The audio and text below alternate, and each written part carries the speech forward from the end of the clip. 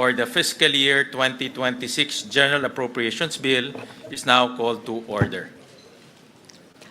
Good afternoon, everyone. On behalf of the House of Representatives panel, we would like to call this Bicameral Conference Committee meeting on the disagreeing votes on House Bill number 4058, or the fiscal year 2026 General Appropriations Bill, to order. On the part of the Senate, for the record, allow me to state our members to the Bicameral Conference Committee: Senator Mark Villar, Senator Pia Cayetano, Senator J.V. Arcito, Senator Lauren Legarda, who is present with us right now. Good afternoon, ma'am. Senator Francis Kiko Pangilinan, who's also present with us. Good afternoon, sir. Senator Erwin Tulfo, who's also present with us. Good afternoon, sir. Senator Amy Marcos, who's also present with us. Good afternoon, ma'am. Senator Bongo, who's also present with us today. Other members of the Senate panel is Senator Camille Villar, Senator Bato de la Rosa, and yours truly. Thank you. On the part of the House of Representatives, let me state for the record our members to the Bicameral Conference Committee: Representative Albert S. Garcia, Representative Christine Singson Mihan, Representative Jose C. Alvarez, Representative Maria Carmen S.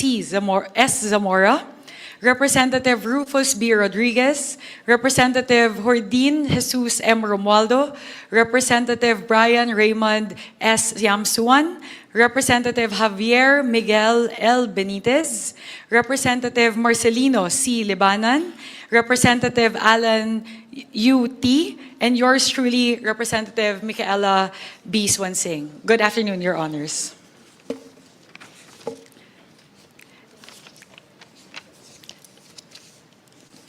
With the permission of the chairperson, allow me to give my brief opening statement. To the esteemed conferees of this Bicameral Conference Committee on the disagreeing votes on House Bill number 4058, my colleagues from the Senate Committee on Finance, and our counterparts from the House of Representatives Committee on Appropriations. It is my distinct honor to welcome you to this Bicameral Conference Committee meeting. Every year, Congress convenes as a single body to finalize at BICAM its most important legislation, discussing the varying perspectives of each member and reconciling their fiscal priorities to craft a national budget that is coherent, transparent, and responsive to the needs of the Filipino people. This year finds us in extraordinary times. The 2026 national budget is being deliberated upon as the nation grapples with the corruption revealed in the flood control scandal. Public trust in our government institution has been shaken. And so it is imperative that we do everything we can to repair our social contract with the people we have sworn to serve. In response to this call, each chamber has demonstrated its serious and consensuous commitment to meet the people's demand for transparency. The Senate, in fulfillment of Senate Concurrent Resolution number 4, has made publicly accessible documents relating to the national budget all in digital format through a centralized Senate Budget Transparency Portal. And today, for the first time in history, the Bicameral Conference Committee meeting on the 2026 national budget is live streamed. This is a recognition that the Filipino people are the ultimate stakeholders of every peso contained within every national budget. And as such, they have the right to know exactly where their taxes go. As we go to the BICAM proper, this meeting will seek to operationalize a procedure governing the initiation and passage of all appropriations bills pursuant to Article 6, Section 24 of the 1987 Constitution. This provision mandates that all appropriation, revenue, or tariff bills authorizing increase of public debt, bills of local application, and private bills shall originate exclusively in the House of Representatives. The same provision expressly empowers the Senate to propose or concur with amendments. This BICAM will be a parallel execution of this procedure by presenting the 2026 General Appropriations Bill as passed by the House of Representatives on third reading and deliberating on the proposed amendments of the Senate as passed on third reading to decide on the disagreeing appropriations. It is my deepest hope and prayer that through us, your conferees, each chamber will be able to fulfill its constitutional role. Hindi lamang upang mapanatili ang integridad ng sistema ng legislatura, kundi upang matiyak na ang pambansang budget na ito, ang kalooban at kapangyarihan ng sambayanang Pilipino ang mananaig. Sa ating pagpupulong sa araw na ito, pagtibayin pa natin ang prinsipyong nagbigay buhay sa ating republika at sa ligang batas. Ang paniniwala na lahat hindi pagkakaunawaan ay nabibigyan ng liwanag sa pamamagitan ng mahinahong diskusyon, bukas na pag-uusap at pagkakaisa. I know that as we review the varying fiscal and development priorities, we will be guided by the values of fairness, service, and justice. Pakinggan natin ang bawat pananaw ng may paggalang sa isa't isa. Alalahanin natin na ang budget na ating ipapasa ay huhubog sa buhay ng milyong-milyong mga Pilipino na sa susunod na taon. Panatilihin nating malawak ang ating pananaw lampas sa mga suliranin ng kasalukuyan tungo sa isang mapayapa at masaganang kinabukasan para sa ating mga kababayan. Siguraduhin natin na ang pambansang budget para sa taong 2026 ay magsisilbing daan sa pag-angat ng buhay ng bawat Pilipino. Ipakita natin sa kanila na hindi lang katang-isip ang isang gobyernong matino, bukas at kumikilos ng tama. Patunayan nating lahat na hindi natin pababayaan ang kanilang mga pangarap. Maraming salamat. Magandang hapon po.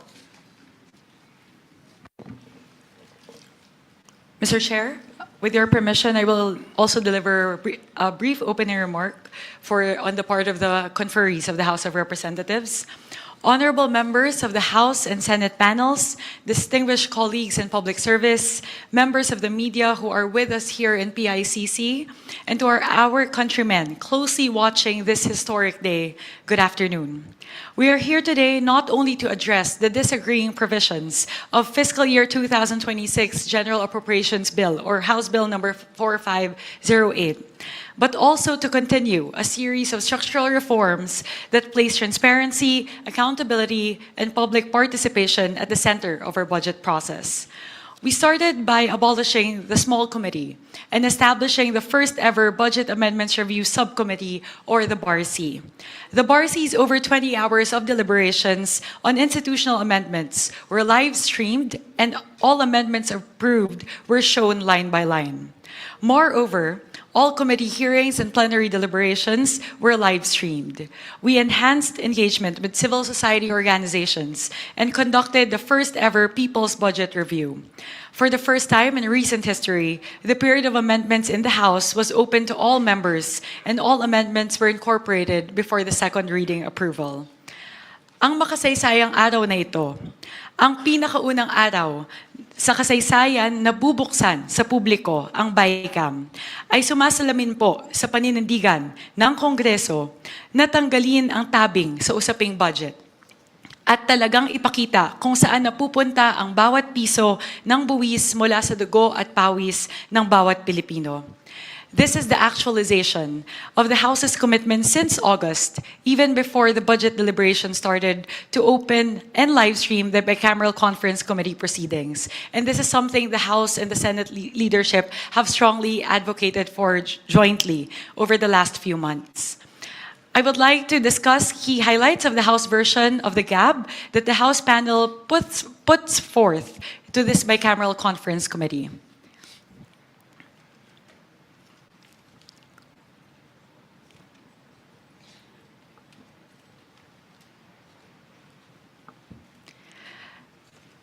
The 255 billion pesos from the removal of flood control projects under DPWH were reallocated mainly to the three key sectors identified by President Ferdinand Marcos Jr.: education, health, and agriculture.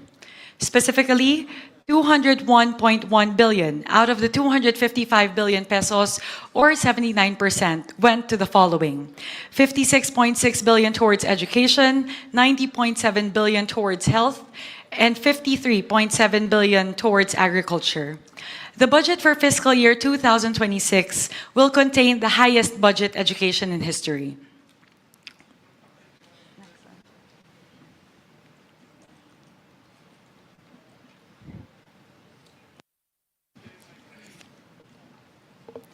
With the 56.6 billion pesos added by the House of Representatives, the total budget for the education sector will be 1.28 trillion pesos, which translates to 4.1% of GDP. This is the first time ever in history that we will breach the 4% international benchmark. Of this, 56.64 billion pesos, with the 35.1 billion added by the House, the budget for the Basic Education Facilities Program will increase to 63.2 billion pesos. This amount translates to around 25,200 new and rehabilitated classrooms in 2026, or 63% of the 40,000 classrooms envisioned by the President to be built and rehabilitated by 2028.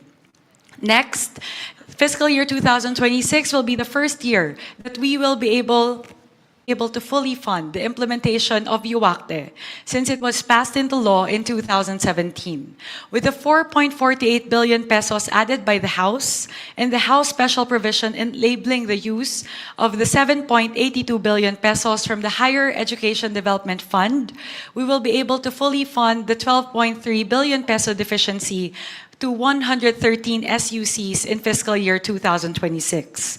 This is something that the SUCs have been clamoring for the past 6 years. With a total funding of 52.2 billion pesos for UACTE, CHED-TES, CHED-TDP, TES the STEP, and TES the TWSP, we will be able to provide scholarships to 2.49 million learners. Next, under the health cluster, with the 90 billion pesos added by the House, the total health sector budget increased to 411.2 billion pesos. With the 60 billion pesos added by the House, the total subsidy for PhilHealth increases to 113 billion pesos, geared towards the improvement of benefits. With the 25 billion added by the House, the total for MAIFIP increases to 49.2 billion pesos to actualize the directive of President Ferdinand Marcos Jr. to provide zero balance billing for indigent patients in government hospitals. Next, under the agriculture cluster, with the 53.8 billion pesos added by the House, the total agriculture sector budget increased to 292.9 billion pesos. Of this, 10 billion pesos is provided for the presidential assistance for farmers and fisherfolk, expected to benefit 1.43 million farmers and fisherfolk. With the 35.5 billion pesos added by the House, a total of 74.5 billion pesos will be provided towards the construction and rehabilitation of farm-to-market roads and irrigation infrastructure. Moreover, 30 billion pesos is provided under RCEF towards the provision of farm mechanization and other inputs. The House also added 1 billion pesos for crop insurance, 2.4 billion pesos for the construction of deep water ports, and 200 million pesos for the implementation of the new Agrarian Emancipation Act. Lahat po ito ay para tulungan ang ating mga bayaning magsasaka na bumaba ang kanilang mga gastusin at mapataas ang kanilang ani at kita. To our colleagues in the Senate, our House panel looks forward to working with you in this Bicameral Conference Committee in crafting a final version of the budget for fiscal year 2026 that truly is responsive to the needs of the Filipino people in our country. I am very hopeful because as we look at the two versions, we both have the same priority areas, which is education, health, and agriculture. Sa atin pong mga kababayan, tinanggal na po ng inyong Kongreso ang tabing sa usaping budget. Ginawa po ng inyong Kongreso ang lahat para siguraduhin na ang budget ay transparent, malinis at may sapat na safeguards para siguraduhin hindi ito maaaring maabuso. Pinapangako po ng inyong Kongreso na ang budget para sa taong 2026 ay mararamdaman ng bawat Pilipino, na ito ay tunay na tumutugon sa pangangailangan ng ating mga kababayan at ng ating bansa, na ito ay isang budget na inyong mapagkakatiwalaan. Maraming salamat po para sa Diyos at Bayan. Maraming salamat, Chairperson Mika, at natutuwa ho ako at kami dahil yung tema ng budget ng Senado ay halos kalintulad na rin o tingin ko parehong-pareho na rin sa tema rin ng budget ng House of Representatives. Kami rin po, binigyan ho namin ng malaking atensyon ang sektor ng edukasyon, malaking atensyon ang sektor ng public health at agriculture. At makikita ho natin mamaya sa mga detalye na itong tatlong sektor na ito ay nabibigyan ngayon ng malaking pahalaga para maramdaman ng ating mga kababayan ang tunay na serbisyo ng gobyerno. At ito talaga ang nakikita kong kailangan ng kailangan, mga basic necessities, basic services para po sa ating mga kababayan. Tama po yun, Mr. Chair. Yun po yung isa namin na nakita na talagang maganda at alam ko, I'm also very confident that we will be able to craft a version of the budget na talaga pong sumasalamin sa gusto pong mangyari ng ating mga kasamahan pareho po sa Kongreso at sa Senado. Dahil alam ko naman po, yun na rin po yung sinabi sa atin ng ating Pangulong Ferdinand Marcos Jr. noong SONA na sana mabigyan ng prioridad ang human capital development patungkol po sa edukasyon, agrikultura at kalusugan. Kaya makikita naman po natin pareho sa version ng House of Representatives at na Senado na ang pinakamalaki, ang bulto po na ang pondo ng ating gobyerno ay atin pong ilalaan para po sa tatlong mahahalagang sektor na ito. So, mamaya po, hihimayin po natin yan, Senwin. Alam po natin yan na hihimayin po natin lahat ng mga items patungkol po sa edukasyon, agrikultura at kalusugan. Salamat. In fact, I would like to ask kung meron pong gusto magbigay ng opening statement. We recognize Senator Kiko Pangilinan. Yes, maraming salamat, Mr. Chairman. Mr. Chairman, this is not so much an opening statement as a matter of putting on record that a statement was forwarded to us by the Roundtable for Inclusive Development, RFID, and the People's Budget Coalition, signed by Bishop of Caloocan, Pablo Virgilio Cardinal David, Ramon Del Rosario of the Roundtable for Inclusive Development, Kenneth Abante, co-convener of People's Budget Coalition, and Bendanya Hyacinth Nacario Bendanya, coordinator of the People's Budget Coalition. May we request the chairman of the Senate panel to provide all members of the Bicameral Conference Committee a copy of their statement, and that hopefully we will be guided and perhaps an initial response, because I forwarded this statement to the chairman of the Senate panel the other day.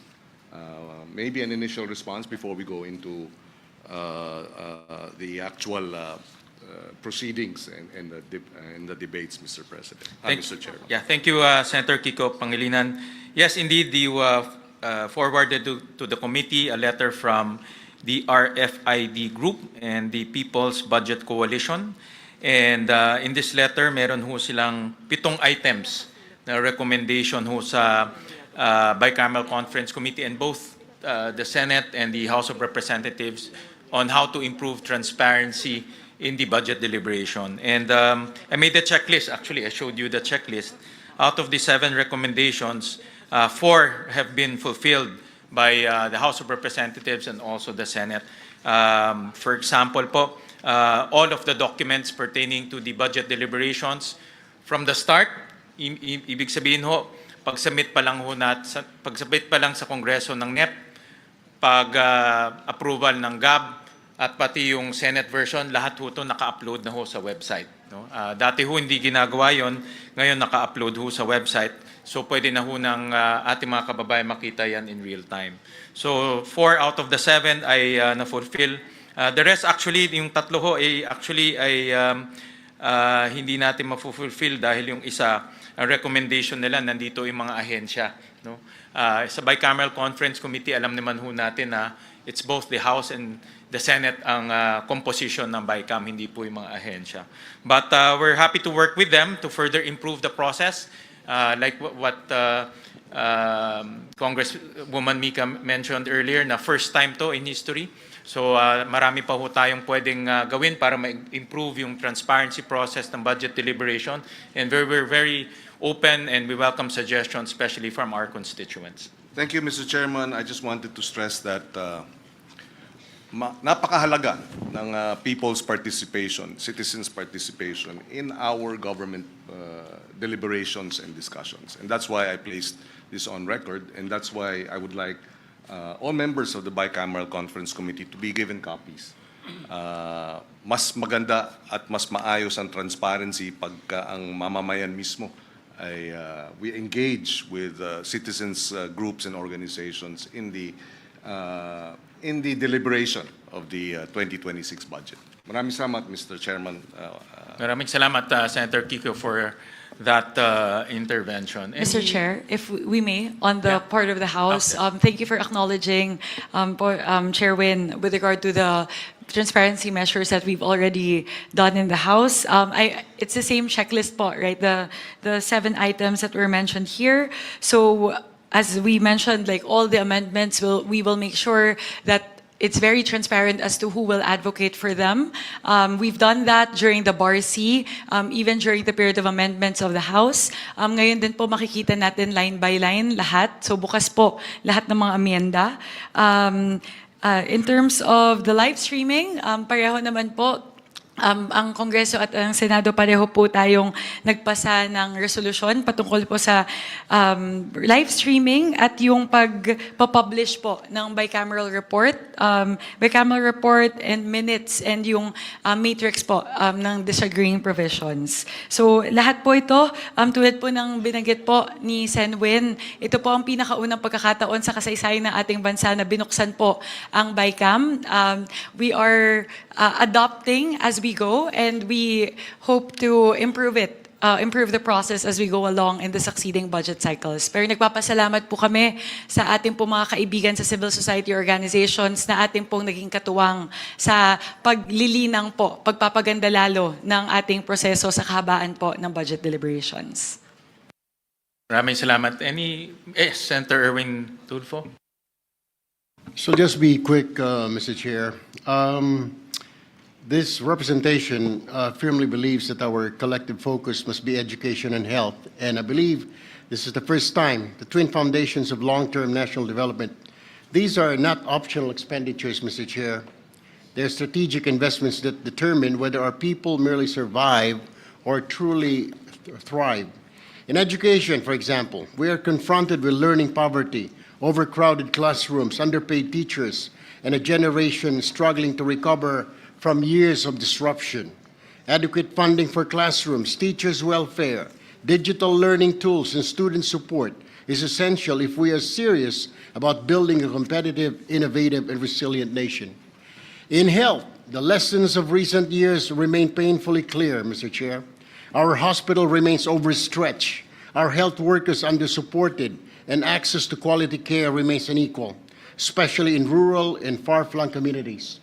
Strengthening primary care, public hospitals, disease prevention, and mental health service must be at the core of this budget if we are to protect both lives and livelihoods.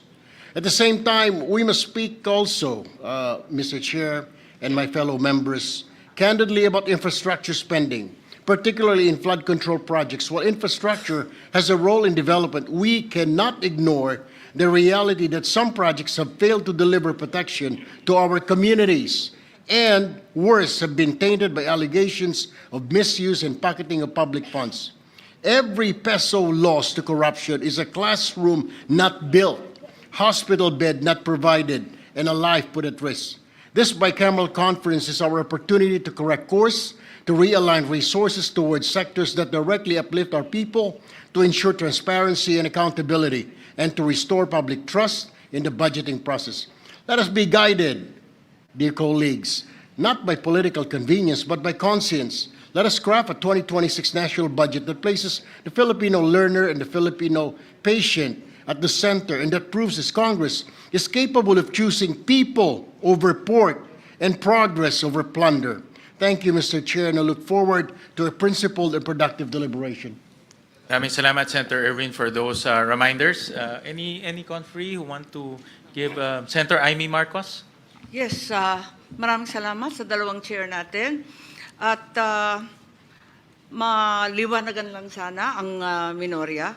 Pagkat wala po akong nakikitang budget ng DPWH at kung talagang transparency ang habol natin, bakit wala rito ang pinagmulan ng pagpopoot at kawalang kampiyansa ng taong bayan sa atin? Dapat mag-umpisa ang usapin dito sa Public Works. Pero wala sa anumang papel, sa 9-page summary o dito man sa binigay sa atin kahapon lamang na reconciliation of disagreeing provisions. Bakit po walang budget yung DPWH? Ang schedule po ng DPWH ay bukas po. Paano natin malalaman at maihahambing ang iba't ibang mga department kung may kulang? At bakit DPWH lang ang nawawala sa talakayan? Actually, may mga ibang mga items po ho na bukas po itatalakay, katulad po ng mga special purpose funds, and program appropriations. So tomorrow yung po program po nandito. Tomorrow po ang tomorrow ho yung pag-uusapan. Pero narito na. Andito naman yung unprogrammed at hinanap ko talaga. Arito naman yung unprogrammed. Dito sa page 31 ng page 32 na kumpleto. Kaya pinagtatakahan ko bakit yung DPWH wala po. At kung tatalakayin bukas, maaari bang ibigay sa amin ng mas maaga pagkat yung committee report, kung maalala ko, ay mahigit kumulang 1,000 at 500 pahina. Noted po. We'll provide her honor the documents ahead of time. Kailan kaya matatapos yung DPWH budget? Kasi yun talaga ang inaasahan ng taong bayan. Assured po na ipro-provide po sa Her Honor at sa lahat po ng conferees, hindi lang po sa Senate but also sa House of Representatives po.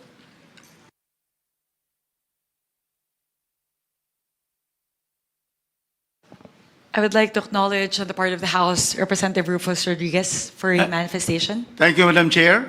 Chair Win Gatchalian of the Senate and all the distinguished senators who are here and my distinguished colleagues. Really, as stated by the chairman, Article 6, the Legislative Department, under Section 24, really gives the original exclusive jurisdiction on budgets, on appropriations to the House.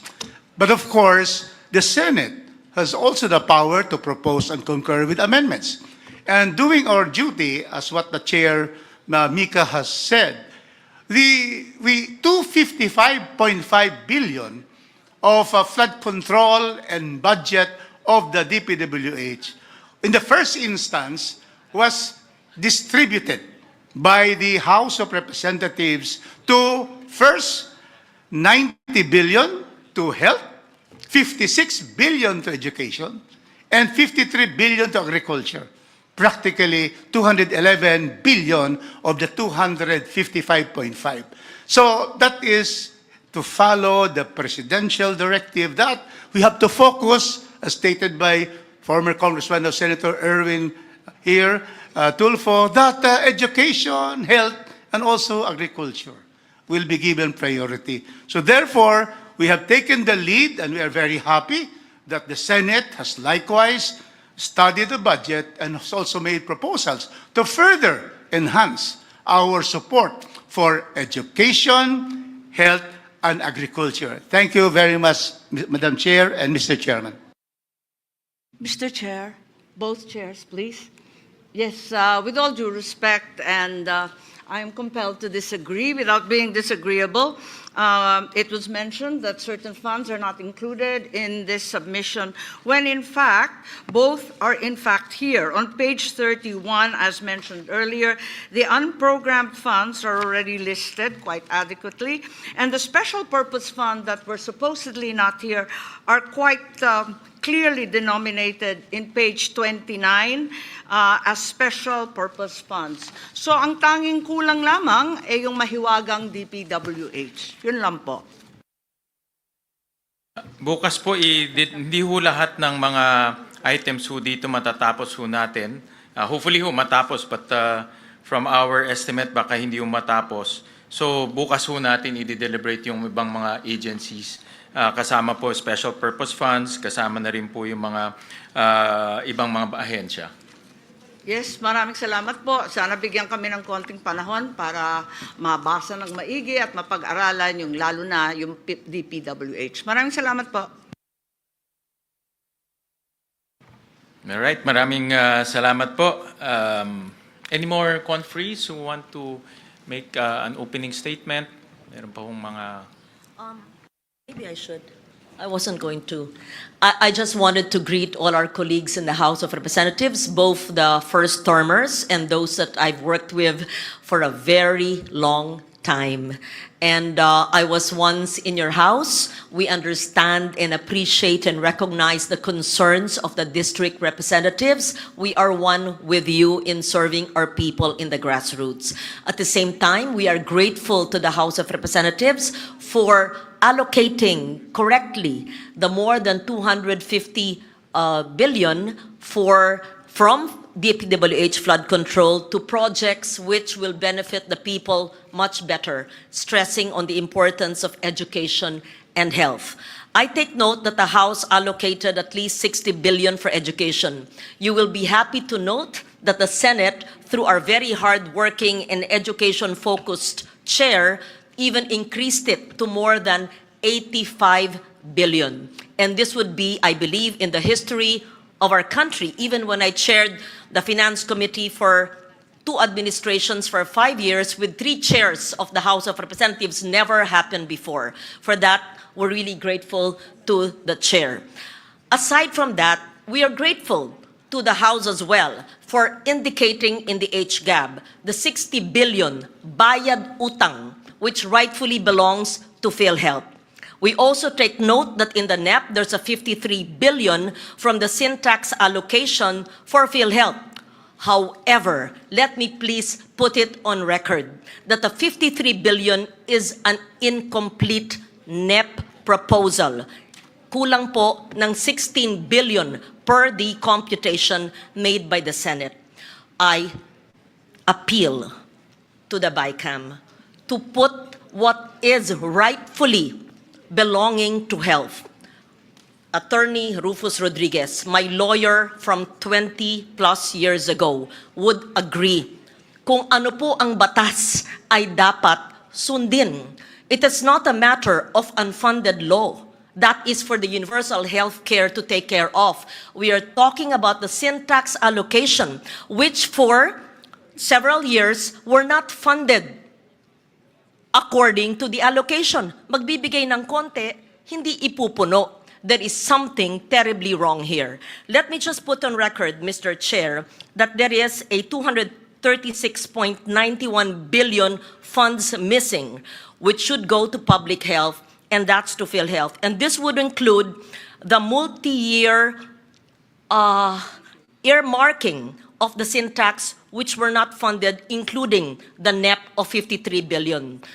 We also take note that the 2025 GAA did not have the syntax allocation, which miraculously disappeared in the GAA. We, both houses of Congress, owe that to the Filipino people. Having said that, I will discuss this further when the Health Department is brought on the floor. But let me state our appreciation for restoring in the HGAB the bayad utang when the DOF took out the PhilHealth 60 billion and returned it. Let me just state also later when we discuss the PhilHealth and the health budget that it was returned in the HGAB and Congress was the one that enumerated the possible utilization of the funds.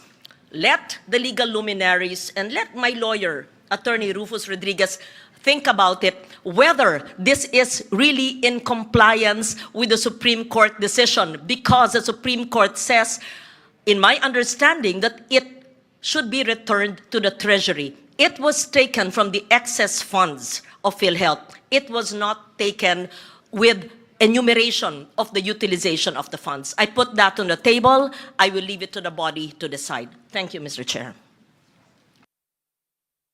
Mr. Chair? Madam Chair. I would like to recognize our Senior Vice Chairperson, also the sponsor of the Department of Health, Representative Albert Garcia.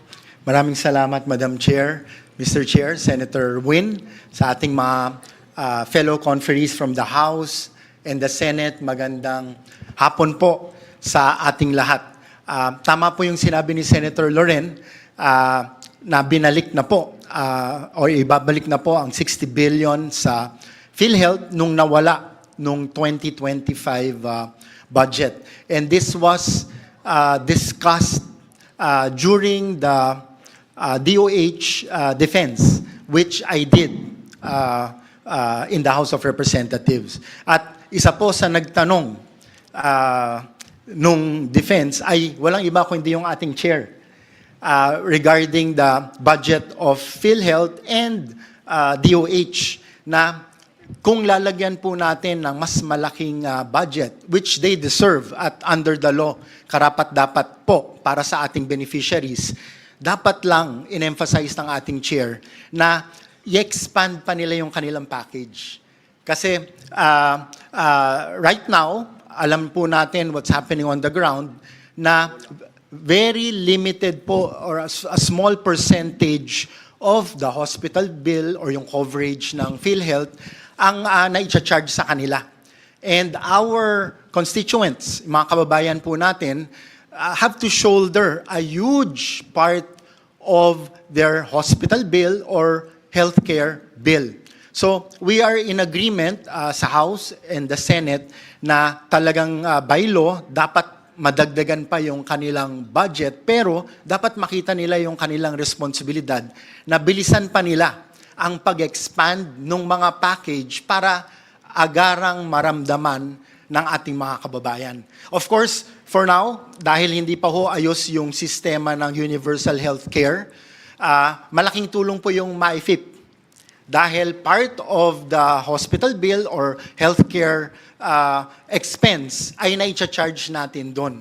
Pero with all these funds going to PhilHealth, I think our people deserve na maging institutionalized na po at malawakan na po kagad o madagdagan na po ang package para konting-konti na lang po yung out of pocket or konting-konti na lang po ang sasaluhin ng zero balance billing ng ating mga DOH and LGU hospitals. So itong responsibilidad na ito dapat ma-emphasize sa leadership ng PhilHealth at ng DOH nang sa ganon ay magawa naman po nila yung responsibilidad nila para sa ating mga membro ng PhilHealth. Maraming salamat, Madam Chair. Thank you very much, Mr. Chair.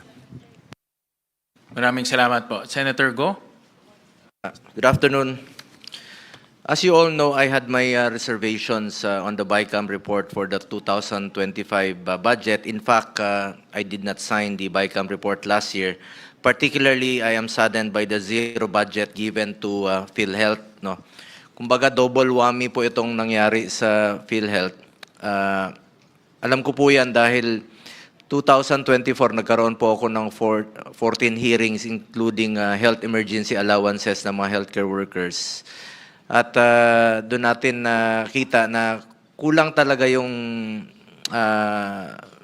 counterpart ng PhilHealth sa kanilang mga pasyente. Tama yung sinabi mo kanina, napakaliit pa ng case rates nila. In fact, nung nagkagulo na, nung Disyembre, 2024, nagkaroon sila ng board meeting, tinaasan nila, sa ilang araw lang ng board meeting, tinaasan nila yung case rates. Kaya pala nilang taasan yung case rates sa ilang araw, Disyembre. Kung ginawa nila yun nung Enero pa lang, tinaasan yung case rates, wala sana silang excess funds na wawalisin ng National Treasury. Nung winalis ng National Treasury, nung July, doon tayo nagkaroon ng hearing, doon tayo na alarma, at may nag-file sa Supreme Court, salamat, at finally, na-desisyonan po na, sabi ko nga nung panahong yon, it might be legally acceptable then, but morally unacceptable dahil marami pong pasyenteng naghihirap na walang pambayad sa hospital. Eh kung kaya nilang taasan yung case rates nung Disyembre, wala silang excess funds, walang kukunin. Anyway, tapos na po yun. That's water under the bridge. Ang problema ngayon, nagdesisyon po ang Supreme Court ngayon na ibalik po yung pondo na 60 billion. Refund po ito. Ibig sabihin, dapat sana'y magamit ka agad ito. Ginawa pong appropriation na sa 2026. How about the 2025 na zero? Ilan po kayang mga pasyente ang na-deprive naman po doon sa zero budget po ng PhilHealth noong 2025? Kaya po, isa sa dahilan na hindi po ako pumirma noong 2025. Maybe ma-address po ito ng BICAM. Paano po yung double whammy na yon? 60 billion, ibabalik sa 2026. How about na zero nung 2025? At kung maaari, mabigay na po yung hindi na ibibigay. Dahil nasa syntax law po itong earmarking, about 200 billion pa po mahigit ang hindi nabibigay since 2023. Ilang pasyente po ang matutulungan nito, ilang buhay po ang masasalbar sa pondong ito na alam naman natin nung 2024 nung kinuha po yun yung 60 billion medyo nahalo-halo na kung saan ginamit. May nagsabi na ginamit po sa health emergency allowances, but the truth is it was pinulled po siya, tapos ginamit po sa iba't ibang... kaya isa po ito sa dahilan na hindi talaga ako pumirma noong 2025 dahil ang sakit na zero mo yung PhilHealth. Pinaglaban nga natin na wag kunin yung excess funds ng PhilHealth. Hindi naman excess yun eh. PhilHealth yun, klaro naman, health para sa Pilipino po yun. Hindi excess funds po yun. Sana po yung ma-address rin po ito ng BICAM. Salamat po. Madam Chair, if I may. I would like to recognize our Minority Leader, the Honorable Marcelino Libanan. Thank you, Madam Chair. Just for the record, yung HGAB ng House for 2025, hindi po binawasan ang PhilHealth. Iwan po kung saan na po nabawasan yun. Maraming salamat po. Yun nga po yung sinasabi. Mabuti na lang po, no? I commend the both houses na nagkaroon tayo ng transparency ngayon na bukas yung BICAM. Hindi katulad last year na pag bukas ng BICAM, pag hindi na namin alam, tinawag na lang kami, sasara na yung BICAM. So hindi kami pumirma. Ba't kami pipirma? Hindi nga namin alam anong pinag-usapan. Salamat. At ngayon, maririnig na po ng taong bayan ang pinag-uusapan dito. It has been my call for a participative budget process. Dapat talaga involved ang ating mga kababayan sa bawat proseso.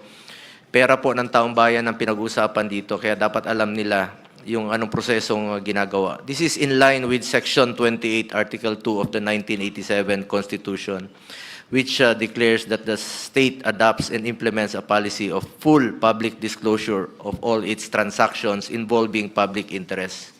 Napakahalaga po yan at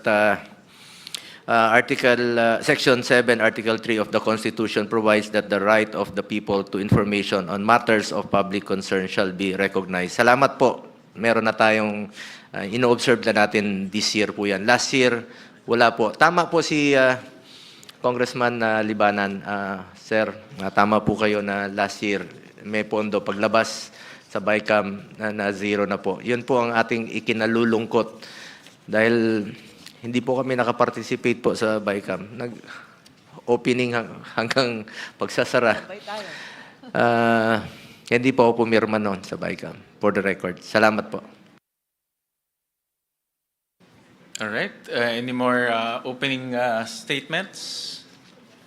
Kung wala naman po, Pursuant to Article 6, Section 24 of the 1987 Constitution, which provides that all appropriations, revenue, or tax bills authorizing an increase of public debt, bills of local application, and private bills shall originate exclusively in the House of Representatives, but the Senate may propose or concur with amendments. The House Bill number 4058, as approved by the House of Representatives, will be used and flashed on the screen as the base bill. Consistent with our observed practice and in accordance with this constitutional provision, the Senate made its amendments directly to the House bill. The House of Representatives has been provided with the amendments to House Bill number 4058 as approved by the Senate on third reading. Electronic copies were transmitted on December 9, 2025, and hard copies were delivered on December 11, 2025. To maintain an orderly discussion, we will tackle the budget on a department/agency basis. We request that interventions be made at the appropriate time as each agency is called. And if may I suggest to Congresswoman Mika, I heard in her opening statement that the House had made significant improvements to the National Expenditure Program. It's good to highlight those improvements so that our constituents can see the efforts and the interventions that the House of Representatives made to the different departments in order to make the budget more efficient and also improve the delivery of services.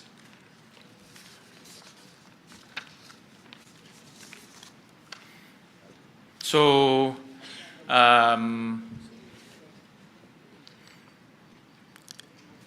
we will flash on the screen the General Appropriations Bill. This is the General Appropriations Bill. And if I may suggest, Kong Mika, suggestion po to na para po ma-discuss natin ng maayos itong line-by-line amendments. Ang suggestion ko po, umpisahan ho natin sa mga improvements na ginawa po ng House sa National Expenditure Program para makita naman po ng taong bayan yung kanina pong i-finlash ho ninyo na improvements in the different departments. And I suggest we start off with the education sector kasi yan po yung ating common direction, no, for the two chambers. I agree with that approach, Sanbin. So we can go through every single department and then we can start from, we'll start to discuss the changes that we've done from NEP to GAB, and then I'll turn over it to you, Mr. Chair. So to make it more efficient, I suggest that we finish, let's say, the Office of the Secretary first, and then we go to a different department, and then we can open the floor to discussions after that. No? So para po orderly po yung discussions, pwede pong umpisahan ho natin sa mga iba't ibang departamento at iba't ibang opisina sa ilalim po ng departamento na yon. No? So unahin ho natin, I'll turn over first the floor to you, Congresswoman Mika, and after you, will propose the changes from the Senate. And if there are any questions, we can open the floor po. Sanbin, I'll just request for 1 minute to open my files. It seems like the internet connectivity in the room is a little bit slow, so I'm unable to open some of the files. I request for a quick 1 minute lang po, just to open the files. We would like to put forth the amendments proposed by the House of Representatives as reflected in the HGAB, particularly with regard to education. As we discussed, we'll first focus on the proposed amendments under the Office of the Secretary.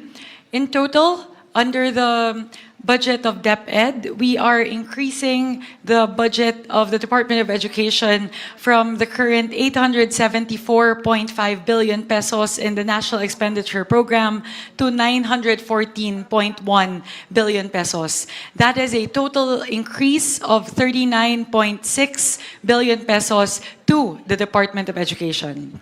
What are the components of the increase? The first would be the under administration of personal benefits for overtime pay for teachers, honoraria for teaching overload, relocation allowance, terminal leave benefits.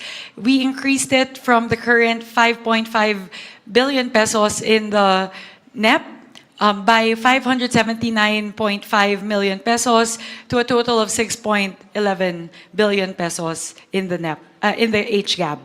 Next, for learner support programs, the next item actually would be the Basic Education Facilities Program. That would pertain to the increase in the classrooms that would be built. We increased it from the 28.1 billion pesos in the NEP to an increase of 63.2 billion pesos. That is a total increase of 35.1 billion pesos towards the construction of classrooms, which, as mentioned earlier, will translate to 25,200 new and rehabilitated classrooms. Next would be the textbooks and other instructional materials. From the 11.2 billion pesos in the NEP, we propose to increase it by 50 million pesos to 11.2 billion pesos in the HGAB. Next would be under the basic education curriculum, and this pertains to improving services. This is actually in relation to ARAL, the tutoring program of ARAL. From the current 3.6 billion pesos in the NEP, we increase it by 984 million pesos to a total of 4.55 billion pesos. Under the flexible learning options, that being ADM, ALS, and EIE, we propose to increase it by 306 million pesos from 4.36 billion pesos in the NEP to 4.67 billion pesos in the HGAB. Next would be the Madrasa Education Program. We propose to increase it by 26.25 million pesos from the current 495 million to 521.7 million pesos.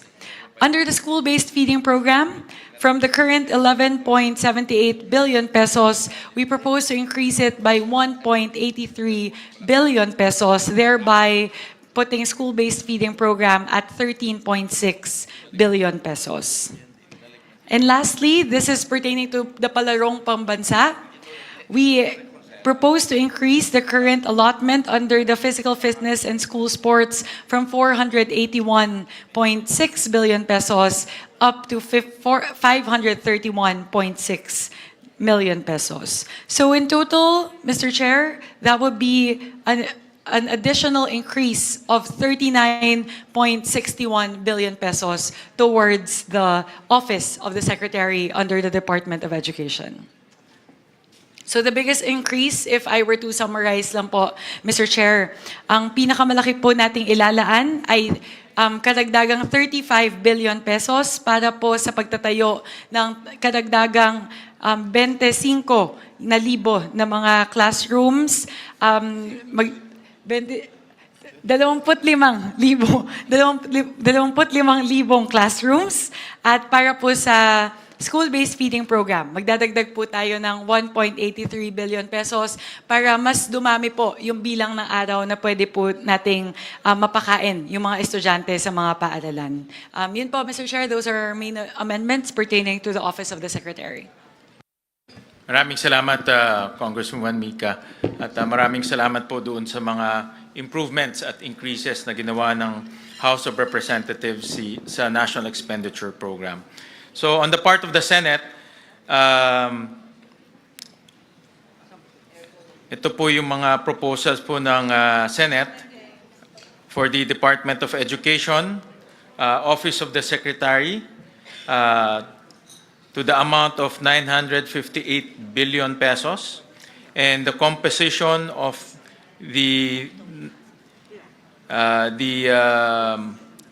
Office of the Secretary is for administration of personal benefits, an amount of 8.4 billion pesos. Learner support programs, an amount of 5,114,000,000 pesos. Child Protection Program, 89 million pesos. Disaster Preparedness and Response, 3.772 billion pesos.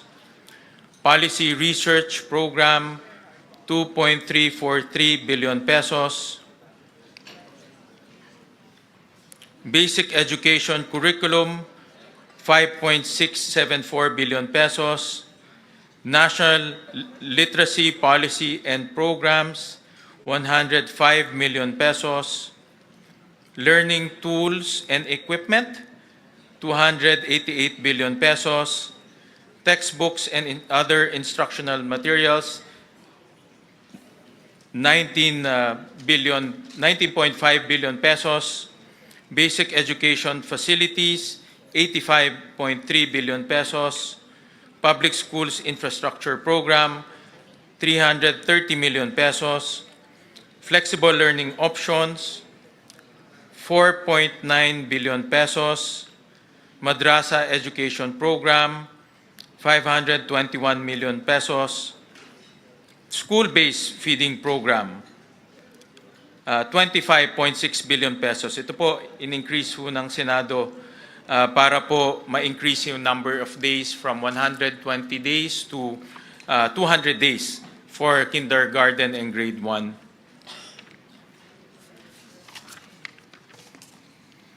For government assistance and subsidies, 100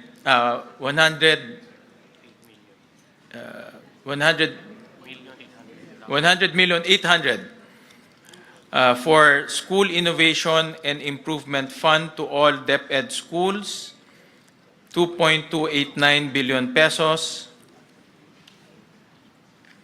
To Human Resource Development and Personnel in Schools and Learning Centers, this is 4.6 billion pesos. Projects for learning, upgrade, support, and decentralization,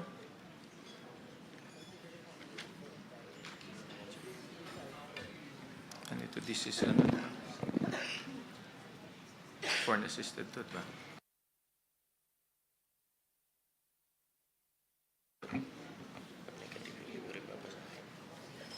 Ito no change ba ito?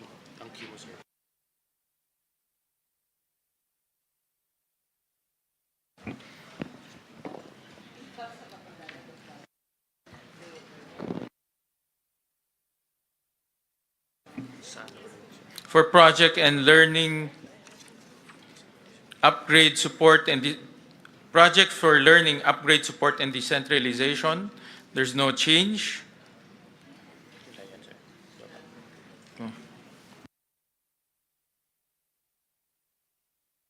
For physical fitness and school sports, ito po yung palarong pambansa, 739 million pesos.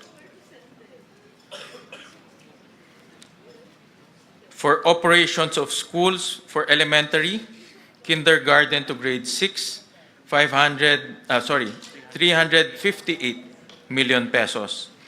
For operations of schools, junior high school, grade 7 to 10, 197 million pesos. Billion pesos. For operations of school, senior high school, grades 11 to 12, 69 billion pesos. And then we realigned the last mile schools to the basic education facilities. So those are the proposals of the Senate. Thank you very much, Any comments? Mr. Chair. Yeah. We'd like to open the floor for comments from the body. Both proposals have been put forth. Maybe a request for any comments from the conferees. Mr. Chair, Madam Chair,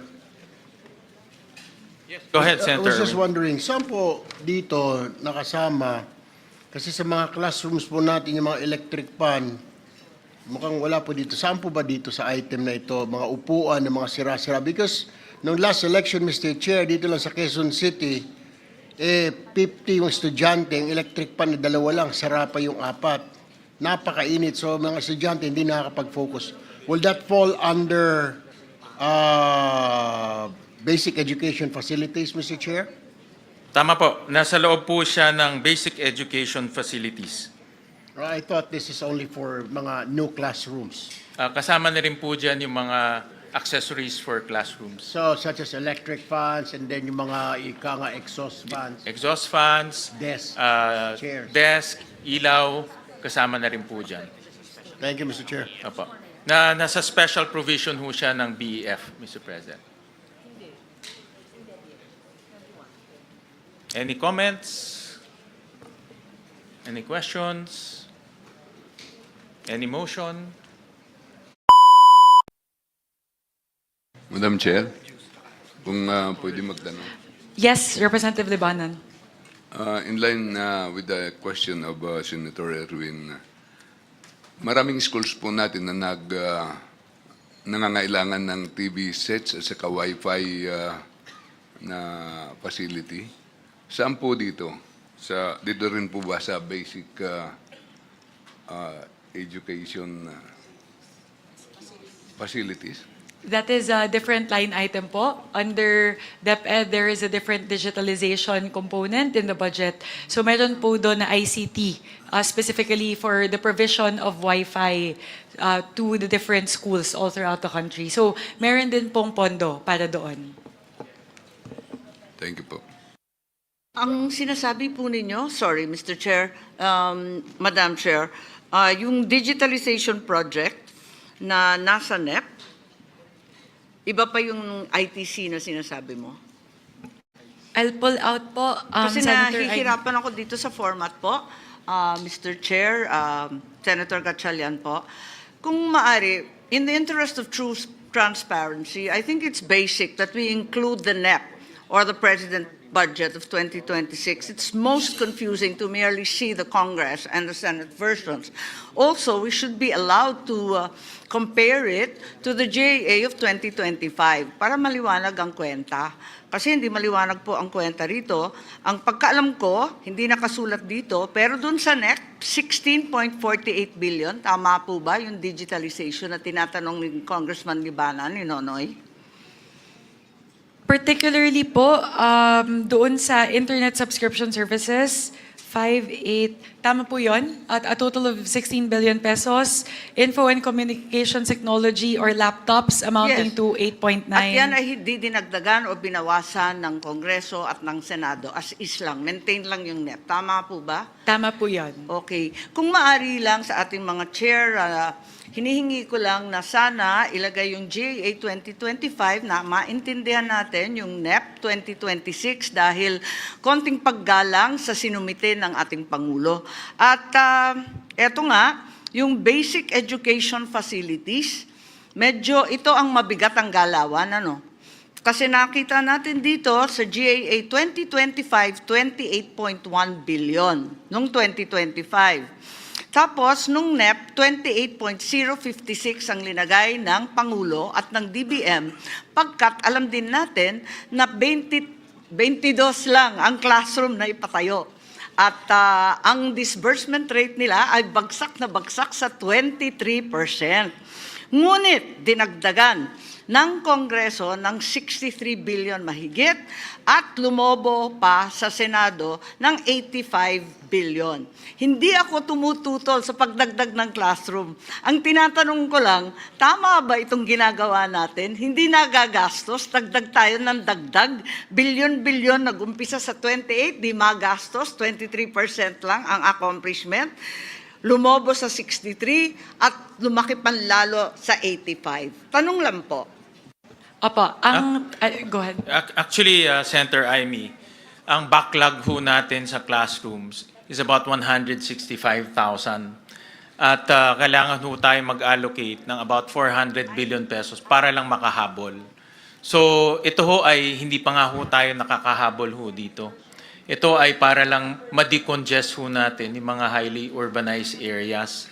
Ang magiging method at mekanismo ng Department of Education ay papasok ho sila sa number 1, PPP, number 2, counterparting with the LGUs, number 3, counterparting with the CSOs, number 4, counterparting with NGOs. So, ang kanilang strategy is sabay-sabay gagawa ngayon ng classrooms. So, ito po ay napag-usapan naman during the hearing, during the budget deliberation, at base po sa calculation ng DepEd, kaya naman ho nilang i-implement ho to, basta sabay-sabay ho nilang i-implement. Yes, thank you very much, Mr. Chair. Ang akin lamang, kapag ganito kababa ang disbursement rate, klaro na hindi budget ang issue. Walang kakayahan ng DepEd magpatayo ng ganyang kadami at ang public works man. Sabihin na nga natin na iba-iba ang gagawin ng PPP, ng NGO, CSO at iba't iba pang tropa, LGU.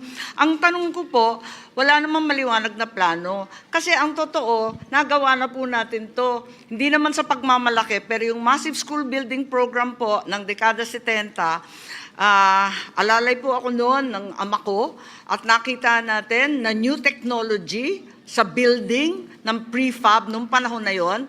Sa ngayon, wala naman tayong sinasaad na modular or ibang prefab na technology or smart technology na napakarami ng foam concrete at kung ano-ano pa. Wala naman nababanggit na ganon. At dyan tayo makakamura, alam natin yan. Ikalawa, wala namang prioritization, yung color-coded po ng DepEd. Kabisado po natin yan. Galing tayo sa LGU, hindi naman ganun kaliwanag. Pagkatapos, wala namang kaakibat ito na programa para sa ating teachers. Hanggang ngayon, alam naman natin, teacher natin, ang baba-baba ng sahod. So, marami pong dahilan. At ang paglalagay ng napakalaking budget, baka hindi ito ang tanging sagot lamang. Yun lang po, obserbasyon lamang. Ano ang absorption rate na totoo ng DepEd? Apakababa, nasa 23%. Actually, maraming salamat, Senator Amy, sa inyong mga komento. At actually, ang nangyari ho kasi, merong special provision na ibinibigay lang exclusively sa DPWH ang construction. No? So, for 2 years, almost 5 years, no? DPWH lang po ang nagko-construct ng classroom, farm-to-market roads, hospitals, yung health centers. So ngayon, under this budget, i-allow na ho natin ang mga iba't ibang ehensya na pumasok po sa counterparting with LGUs. No, kung gusto ho nilang makipag-partner with LGUs, pwede ho sila mag-partner para ho mabilis yung construction dahil ang LGUs ho, alam naman ho natin, mas mabilis ho mag-construct. Before I continue, let me recognize the presence of Senator Mark Villar, one of our conferees. Mr. Chair. Yes, we appreciate the concerns of Senator Marcos, and as the chair mentioned, there are several options that Secretary Angara had mentioned in our hearings and in plenary, and that would be including letting the local governments implement the school building program, and we appreciate that. And in fact, Senator Aquino, I think, and Senator Pangilinan mentioned also about the possibility of CSOs and PPPs with accredited private sector partners. So, having said that, if there's no other question, Mr. Chair, I would like to move for the DepEd Office of the Secretary Budget to be approved. Mr. Chair? Oh, Yes. yes, I have Senator Tulfo. one quick question. Kanina ko pa po hinahanap dito sa Office of the Secretary. Ito po yung mga hinihingi lagi ng mga teacher, ng mga PTA sa mga estudyante sa public schools. Mga simple, walis, ting-ting, dustpan, pag naglinis ng classroom, basahan, tapos pag malapit ng graduation, mga dekorasyon sa mga stage. Hinihingi po ito sa mga estudyante. Ang dami na pong reklamo na ganito. Saan po banda rito kaya nakasama? Parang wala ho yata. Parang, Dito po sa MOOE, ito po yung operations of schools, elementary, junior high school, senior high school. doon po sa operation schools. Yeah. Pasok, MOE ho ito ng mga eskwelahan. Maraming salamat po, Mr. Chair. So there's a pending motion to approve the Office of the Secretary. Any second? On the part of the House, Madam Chair, Mr. Chair, we second the motion. Before that, since I'm the movant, I just want to make sure that we put on record before we finalize it, the HGAB number and the BICAM number that we are approving so that it's on the record. May we ask the chair to do that, if you agree, because many figures are being discussed. May we kindly put on record the HGAB figure and the BICAM figure that we are approving? But I so move. Yes. Thank you. Yeah, thank you. And there's a duly seconded, so the budget of the Office of the Secretary, Department of Education is hereby approved. Those summaries, Madam Chair, will be provided prior to the signing of the BICAM report. In fact, dito po sa BICAM, hindi ho natin isa-sign to kaagad. Ipiprint na muna po yung mga dokumento, ipiprint na po yung pre-enrolled copy, at iproprovide yung sa members para po makita ho nila bago ho tayo mag-sign. No? Thank you. All right? Mr. Chair, in response to the query of the Honorable Legarda, the current total under the Office of the Secretary would go from the current HGAB level of 912 to a total of 958.7 billion pesos. So that would be a total increase of 46.2 billion pesos.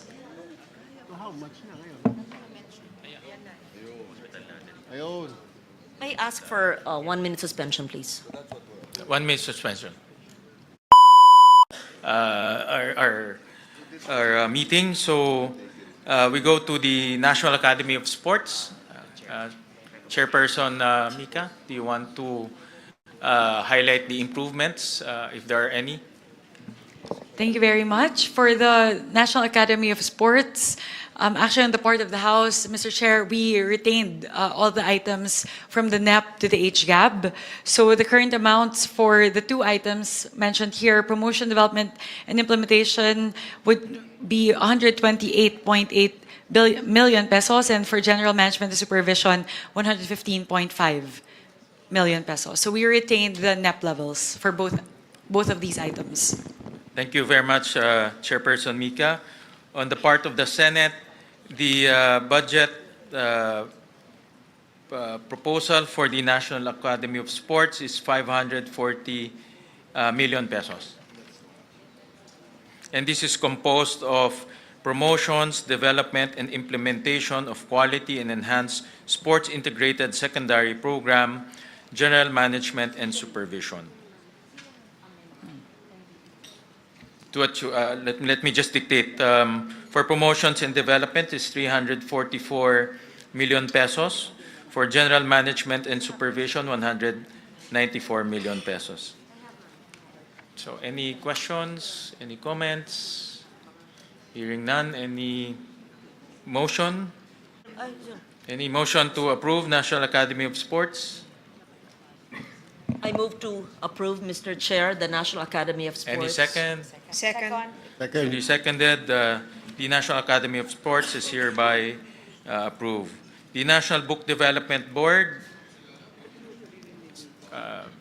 For the National Book Development Board, Mr. Chair, among the four items mentioned here, we propose an increase in the general management and supervision by 40.3 million pesos, which brings the total to that.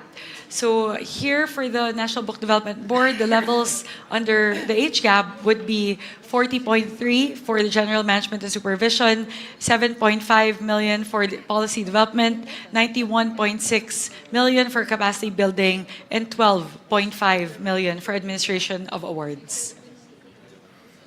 On the part of the Senate, we propose a 202 million pesos for the National Book Development Board, composed of general management and supervision, policy to a tune of 57 million, policy development, research, information system and management, and information campaign, 10.5 million pesos, capacity building and trade promotions incentives, 118 million pesos, administrative of awards, grant and incentives, 15 million pesos. Any questions? Any questions po? Mr. Chairman, Yes, go ahead. Yeah, I move for approval of the proposed budget for the National Book Development Board to the tune of a total of 202 million, with the breakdown as stated by our chair, Wing Gatchalian. So move. Thank you. Any second? I second the motion. Mr. Second. Chair. Thank you. The duly seconded, the budget of the National Book Development Board is duly approved. And the motion of Congressman Rufus is perfect, being a former member or a former participant and advocate of the National Book Development Board. And the first, Mr. Chairman, the first legal counsel The of first legal NBDB. counsel pala. Because I was a lawyer and I was the lawyer of the Publishers Association of the Philippines. And we drafted the bill. Thank you. Alam po, malapit po sa puso ho ninyo ang book development, book publishing industry. Next will be the National Council for Children's Television. On the part of the National Council for Children's Television, the House proposes the retention of the items stated herein in the HGAB from the NEP. For general management and supervision, 21.9 million, and for child-friendly television development services at 49.3 million. The Senate proposes a 116 million budget for the National Council for Children's Television, composed of general management and supervision, 26 million, child-friendly television development services, 89 million. Any questions?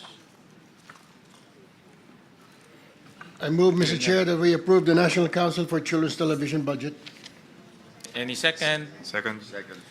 Duly seconded. The National Council for Children's Television budget is hereby approved. Next will be the National Museum, an organization very close to the heart of Senator Lawrence. So, Congressman Mika, any?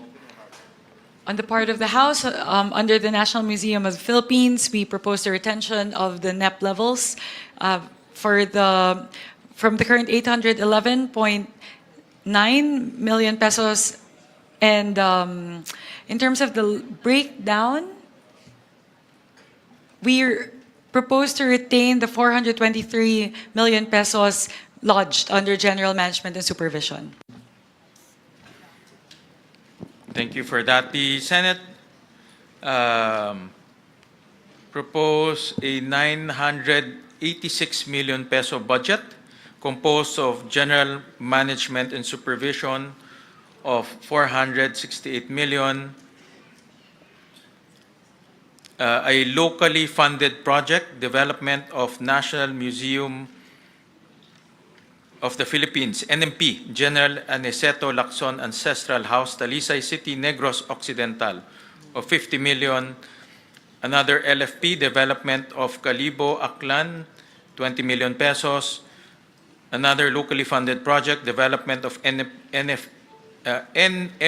Coronadal and Lake Cebu, Cotabato, South Cotabato, Phase 2, 40 million pesos. Another LFP, exhibition and fit out of various National Museum of the Philippines Central and Regional Sites, Northern Luzon National Museums of 20 million pesos. Any questions? Hearing none, any motion? Second motion, Mr. Chair. Duly seconded by Senator Erwin. The National Museum of the Philippines budgets hereby approved. The Philippine High School for the Arts.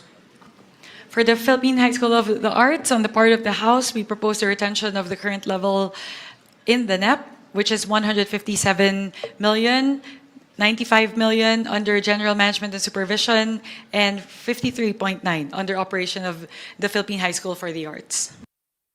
The Senate proposed a 218 million peso budget for the Philippine High School for the Arts. General Management and Supervision, 150 million. Operation of Philippine High School for the Arts, including outreach, screening, student exchange program with other countries, and production activities, 59 million pesos. Any questions? or a motion to, Mr. Chairman? yes. Mr. Chairman, I move to approve the 218 million appropriation for the Philippine High School for the Arts. Any second? Second motion, Mr. Chair. Duly seconded. The budget for the Philippine High School for the Arts, duly approved. The Teacher Education Council. On the part of the House, under Teacher Education Council, we propose a retention of the current NEP level at 207 million, 163 million under Quality Teacher Education Services, and 44.4 million under General Management and Supervision. The Senate proposed a 562 million peso budget composed of Quality Teacher Education Services, 516 million pesos, General Management and Supervision, 46 million pesos. Any questions or motion? Mr. Chair, quick question lang po. Itong Quality Teachers Education Service, ito po ba ay kasama dun sa training ng mga teachers natin, further education, yung mga masteral nila? Because ang dami tayo mga teachers last year na naloko po dito sa Region 4B at saka sa Mindanao, nagkuha ng masteral, pero fake pala yung eskwelahan. And they have to make loans, Mr. Chair. So kung ito ay, this will fall under this category, then magagamit ng mga teachers natin for advancement and for promotion, Mr. Chair. Tama ho kayo, ito po ay para po sa mga pre-service and in-service teacher training. First time po na magkakaroon ng ganitong budget ang TEC para po tuloy-tuloy po yung pag-training po ng ating mga teachers. So meron, kukuha ho sila ng 720 teacher scholars with this budget po. Thank you, Mr. Chair. All right, any motion? Therefore move, Mr. Chair, that we approve the Teachers Education Council budget. Any second? Second. Duly seconded. The budget of the Teacher Education Council is hereby approved. So we go to state universities and colleges. Before we move to that, Mr. Chair, if I may, I would just like to quickly summarize the increases siguro sa major items, just so the general public would be able to see how much we increased from the NEP levels po siguro, para mapakita po natin na talaga po totoo yung ating commitment na itaas po yung budget natin sa education. Siguro po, for the sake of expediency po, I'll focus only on the big ticket items. So under the Department of Education, the total increase would be 86.8 billion pesos from the NEP level, from 874.5 billion pesos in the NEP to a final number of 961.3 million. Siguro po yung pinakamalaki na lang po siguro na increases under the Basic Education Facilities Program, that would be a total increase of 57.3 billion pesos. So halos siguro po mahina na po na 35,000 classrooms po yung ating maipapagawa para po sa taong 2026. Maganda po yun kung maaalala po natin, ang binanggit po ng ating Pangulo nung kanyang SONA ay 40,000 pesos po yung target na maipatayo na classrooms by 2026. So dahil po sa atin pong inilaan na pondo para sa Basic Education Facilities Program para sa 2026. Halos kaya na po natin yung punan. Konti na lang po. Matatamaan na po natin yung target natin na supposedly sa 2028 pa. Sunod po, under the textbooks and other instructional materials, we are increasing it by 8.3 billion pesos from the NEP level of 11.1 to the final number of 19.5. So malaki po yung papel na gagampanan nito para po mapunan na yung kakulangan po sa mga libro at mga kagamitan sa ating po mga paaralan. Pagdating po sa school-based feeding program, mula po atin pong magdadagdag po tayo ng 13.9 billion pesos mula po sa 11.7 billion sa NEP, paakyat po sa 25.7 billion pesos. I think, Mr. Chair, correct me if I'm wrong, that represents an increase from 120 days to 180 days para po sa ating mga estudyante. So ano po, maganda po yun kasi halos lahat na po ng araw na pumapasok sila, meron na pong feeding program para po sa kanila. Siguro, Mr. Chair, there are a lot of other items, but I'd just like to highlight the biggest increase, and that would be in terms of classrooms, in terms of textbooks, at saka pagdating po sa school-based feeding program. Mahalaga din po na ating po ipaalam sa ating mga kababayan na kahit ano pong programa sa Department of Education, hindi po tayo bumaba mula po sa NEP. Lahat po ng mga programa, itinaas po natin mula po sa level ng NEP. Kaya yun po, Mr. Chair, I just wanted to manifest that para po maipakita po natin na talagang totoo po yung sinasabi ng parehong Kongreso at ng Senado na talaga pong binibigyan po natin ng napakalaking prioridad ang edukasyon para sa budget sa 2026. Thank you, Mr. Chair. Yes, Mr. Chairperson, just to add, kaya natin dinagdagan from 120 days, actually to 200 days, dahil yun ang concern, 200. 200, no? 200, di ba? 200, oh. Dahil ang concern ng ating mga teachers ay bumabalik sa malnutrition at wasting pag hindi kumpleto yung number of days na yung feeding program.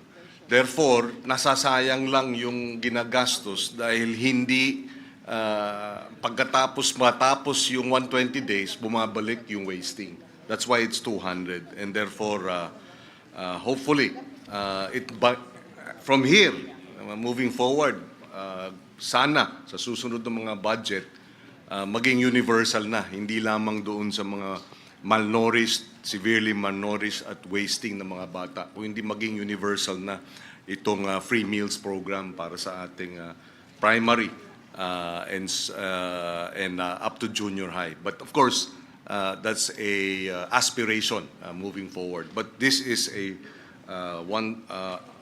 welcome first step. Madam Chair, Yes, Representative Brian Ramsuan. I just would like to manifest na during the BARC hearing natin dun sa House, you suggested the increase of budget, especially dun sa mga kitchen facilities ng mga schools para dun sa feeding program. Mas maganda ho kasi na pag sila na yung nagluluto ng mga para una, hindi nasisira, hindi dinadala ng, kumbaga yung travel time pa lahat to, minsan nagkakaroon ng kumbaga nasisira yung pagkain. At siguraduhin natin, ito kasi yung mga low-hanging fruit na kailangan nating isipin na gawin nating mga ganitong pasilidad sa kanilang lugar kasi minsan wala silang area na paglulutuan talaga. At napakahalaga dahil willing naman po yung SPTA, very active dyan, yung mga parents, teachers, willing silang gumawa ng mga ganitong klaseng programa para sa atin. If we can encourage all the SPTAs all over the country to do the same and with an increased budget, I think gaya na sinabi niyo, Senator Kiko, one step closer tayo dun sa dream na ma-achieve natin itong mga ganitong klaseng programa. Mr. Chairman, just to add very quickly, in the deliberations in the Senate with Secretary Sani Angara, he has also reassured us or assured us that he will cascade to the regions yung purchases ng feeding programs na ito. And we manifested during the debates that yung Sagip Saka Act, which is Republic Act 11321, wherein government can now buy directly sa farmers and fisherfolk organization na wala ng public bidding. So yung feeding program na madadagdagan ng 13 billion, no? Dapat Diba linagay natin sa yes, yung milk feeding program plus yung actual feeding program sa ating primary schools, dapat a significant portion of the budget should be allocated for purchases directly sa mga local farming and fishing communities para sariwa ang pagkain at nakakatulong pa sa ating mga local producers, ang ating mga magsasaka, mangingisda, and therefore the local economy will also benefit. Maraming salamat, Senator Kiko. So we go to SUCs and state universities and colleges. We start with the University of the Philippines, the University of the Philippines System. Mr. Chair, I just wanted to ask about this because there are 113 SUCs. If we go through each one line by line, that would be at least 1,000, like 500 line items that we have to go through. So my recommendation po, Mr. Chair, if I may, since there are substantial changes in the UP system, we can take that up separately. But as to the rest of the SUCs, perhaps we can tackle it by region. Kasi po medyo 113 SUCs po ito.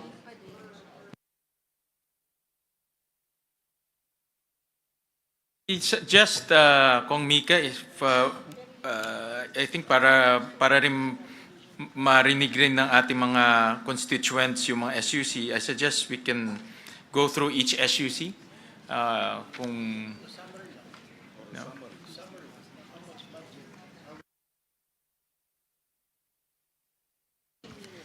No, we're just, Mr. Chair, my suggestion is we'll just mention the total amount of budget for each SUC. Actually, ang per SUC will have about 2 or 3 locally funded project. Yeah. No, so I think it's manageable if you akong tingin ko But manageable. I just based off the quick estimate of Sen. Lauren, that would be 2 hours just on the discussion of the SUCs if we go line by line. But if we take the suggestion of Sen. Erwin po, we'll do, if we can do just the totals for the SUCs instead of going through every single line item under each SUC. I suggest we can go, the House can go through one pass with all SUCs, and then we go one pass with all SUCs instead of Okay. approving it one SUC per Yes. SUC. Kung mapagod yung chair, pwede si Kong Christine, pwede si Kong Maricar, pwedeng si Attorney Rupus, o yun, sige, per region. No, pwede nga, then we just approve Yes, it after. yes, Para yes. tuloy-tuloy If there are na any nabasa. questions, then we can ask, we can take questions after the SUCs. Babasahin lang. Sige po. Let's do that. So we'll do one quick pass on all the SUCs. First would be the University of the Philippines System. We propose to add an additional 1 billion pesos for Project NOAA. And this one po actually, while it's lodged under the UP system, so I'll ask for permission just to elaborate on this point a little bit because it's very important for both houses. For Project NOAA, while the funding is lodged within the UP system, we actually increased the funding for Project NOAA for the benefit of the whole country and all the agencies, primarily the DPWH. Ang hinihingi po natin sa Project NOAA, kapag binigay na po natin yung pondo na to, is for them to work more closely with the DPWH in terms of refining the way that flood control projects are designed and monitored. Ang pangako po ng Project NOAA sa atin, alam ko po binanggit din po nila sa hearing nila sa Senado, ay kapag nabigyan po sila ng sapat na pondo, they can actually help DPWH design the flood control project. So, hindi na po magkakaroon ng pagkakataon na makakapaglagay po ng flood control project sa lugar na hindi naman talaga kailangang lagyan. They will be able to simulate a particular area and pinpoint exactly up to the coordinates level where a flood control structure should be placed. Aside from that po, they will be able to simulate the height that is required to actually mitigate the flooding in that area. So yun po yung pinakahinihingi natin sa Project NOAA na sana po sa pamamagitan ng 1 bilyong piso na ating pong ibibigay sa kanila sa susunod na taon po sa taong 2027, mas maganda na po yung pagdisenyo ng mga flood control at flood mitigation systems. So that would be our amendment under the UP system, under Philippine Energy Research and Policy Institute. Actually, we don't have amendments in that. For the National Capital Region. Mr. Chair, Yes, Madam go ahead Chair, po. may I intervene? What the good chairwoman is mentioning is actually under the UP Resilience Institute, yes. And this was actually initiated way back in 2012, and we're only funding it in 2025. But during the time of Congressman Salceda, he and I had a budgetary amendment, not insertion, for the building of the UPRI. I'm not certain if it's up already, but it was 3 presidents ago that the UPRI in 2012, the president who became DTI secretary, Pascual. Yes, Fred and I were discussing this in 2012, the creation of the UP Institute, Resilience Institute. So thank you for mentioning Project NOAA of Mahar Lagmay, who was with DOST before. And I'm just putting a historical perspective because people might say, grabe, ang laki, 1 billion. Ano po, 13 years po nag-antay. And when this was conceptualized in 2012, I think I was defending their budget then, it was a very small amount during the time of President Pascual. So we support that, Mr. Chair. We upheld it in the Senate. Thank you. Madam Chair. Thank you very much, Senator Lauren. Yes, Representative Happy Benitez. May I add to that manifestation? But before I begin with my manifestation, I'd like to say that as a first-timer bicameral committee member, I'm honored and grateful and the only neophyte on this contingent. I expect to listen intently, work collaboratively, and to pass a fair and impactful budget for the Filipino people. What I do want to share that it was House Bill number 2577 that I filed in Congress for the 20th Congress, supporting the National Resilience Institute to make it a national, the UP Resilience Institute in the UP system to become a National Resilience Institute. And I do want to share and to add that the UP RI, which was powered by Project NOAA, has made accurate and real-time, high-quality hazard maps. No, and it has been used by a lot of local government units. And ever since nangyayari po sa atin yung mga climate disasters po sa atin, there's been, since it was updated in 2023, the website has had 35 million searches online. And during peak times, 2.6 million searches a day. Now, so it's very important that we can identify for flood mitigation efforts. And so, albeit this is seemingly large, 1 billion, but they need to update the hazard maps for the entire country, and last that has been updated was 2012. So I commend the Chair, Chair Mika, and of course Barsi, as well as the Senate for putting the 1 billion to Project NOAA. Thank you. Thank you very much. Just to marry the manifestation of Senator Legarda and Representative Benitez, actually, yung point po ni Senator Lauren, tama po yun. Kasi in the last few years, I think, bumaba po sila from having over 500 billion in allocations down to only 36 million a year. So, and despite the huge budget cut, they were still able to create all of these accurate hazard maps, which a lot of our kababayans really rely on, especially in times of flooding and rains. Ang maganda po dito, pagdating po sa Project NOAA, they're able to pinpoint exactly what color each zone is in terms of flooding hazard. So there's red zone, orange, and yellow. So ang pinag-uusapan po sa DPWH ay pwede pong pagbasihan yung hazard maps ng Project NOAA para po malaman kung saan lang pwede maglagay ng flood control structures sa mga susunod na taon. So just to marry po, send with the manifestations of Representative Legarda and Senator Legarda and Representative Benitez. Moving on, Mr. Chair, after the UP system, we go to the schools under the National Capital Region. On the part of the House, we propose an increase to the Polytechnic University of the Philippines of an increase of 55 million pesos from the current 3.623 million in the NEP to 3.67 million. For the under the Ilocos region, we propose an increase of, my apologies, Mr. Chair, let me go straight to the Cordillera Administrative Region. Mr. Chair, may I request for a minute suspension? Session suspended. Thank you very much, and my apologies for the delay. Under the UP system, Mr. Chair, my apologies. Aside from the 1 billion that we're adding in Project NOAA, we're actually adding another 20 million under the UP system. So that's a total of 1 billion 20 million. And then for the National Capital Region, we are adding 55 million to the Polytechnic University of the Philippines and 30 million for the Rizal Technological University. In the Ilocos region, Region 1, we are proposing an increase of 429 million pesos for the Mariano Marcos State University. And under the Cordillera Administrative Region, we propose an increase of 20 million to the Ifugao State University. Under the Cagayan Valley, we propose an increase of 332 million pesos for the Isabela State University.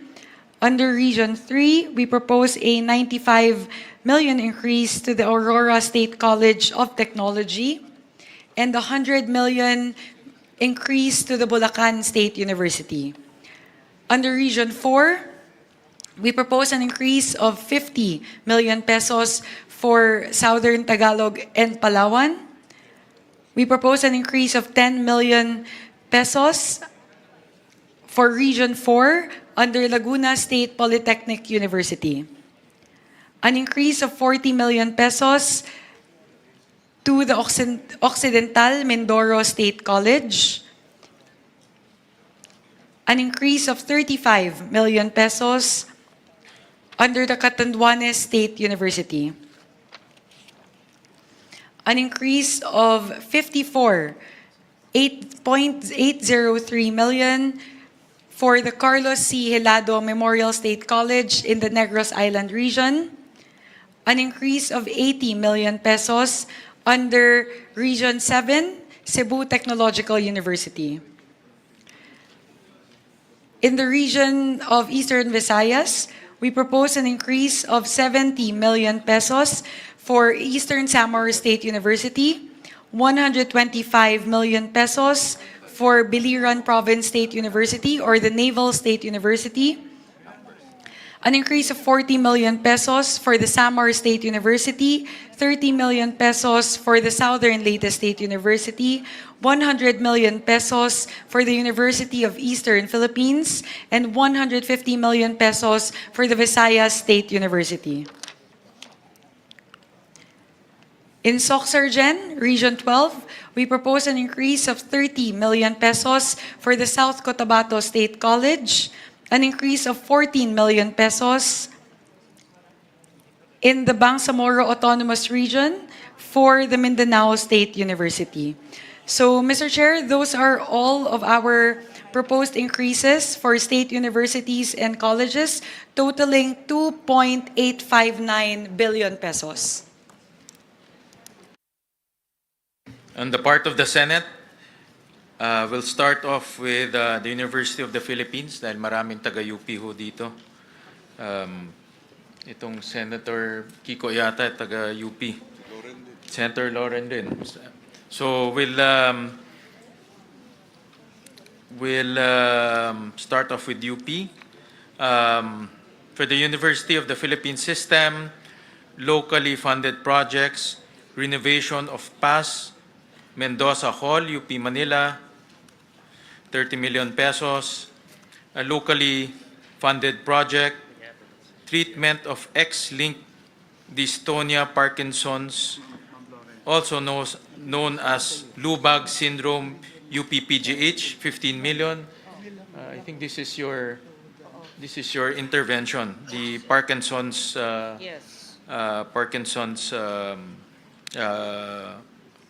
project. It's a very unique, it's a rare disease only found in the island of Panay in Region 6. Yun ang request ni Dr. Gap Legaspi. Yeah.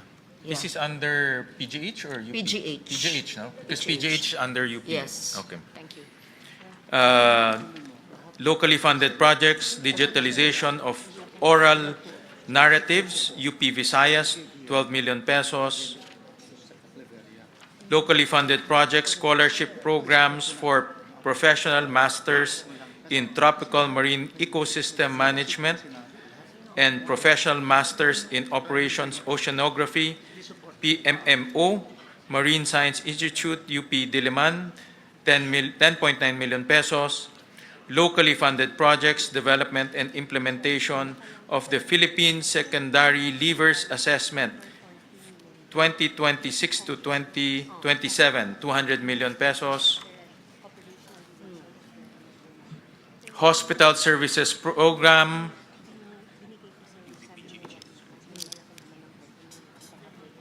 provision of medical services, 6.7 billion pesos. I believe this is for UPPGH. Hospital Services Program, Universal Care Fund for Zero Balance Billing, 800 million pesos. UP Philippine Eye Research Institute, UP Peri, 81 million pesos. Increase in carrying capacity of UP Manila College of Medicine Simulation Laboratory, 20 million pesos. Futures Thinking Research Program, UP Los Baños, 2 million pesos. Upgrading and commissioning of the Structural Engineering Laboratory for Earthquake Engineering, Institute of Civil Engineering, UP Diliman. Ba't wala ito?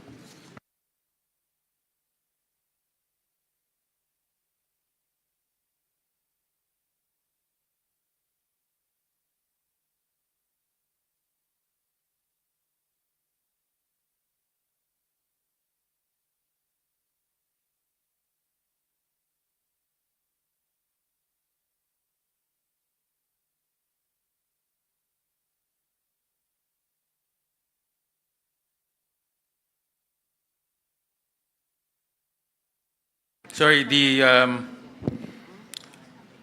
completion and commissioning of the wind tunnel facility for typhoon studies, Institute of Civil Engineering, UP Diliman, 250 million pesos. Establishments of Governance Reform, Innovation and Transformation Laboratory, GRIT Labs, UP National College of Public Administration and Governance, UP Diliman, 30 million pesos. Student Athletes Training and Competition Assistance Program, 30 million pesos. Implementation of the National Vision Screening Program, UP Manila, 10 million pesos. Integrated Mentoring and Mental Wellness Program, UP College of Medicine, Manila, 5 million pesos.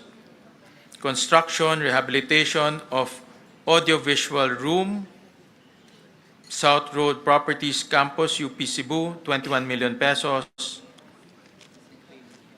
Construction, completion of dormitory for graduate students, UP Los Baños, 21.4 million pesos. Establishment of Health Innovation Hub, UP Mindanao, 18 million pesos. Development of the UP Artificial Intelligence Research Tool, UP System, 5.4 million pesos.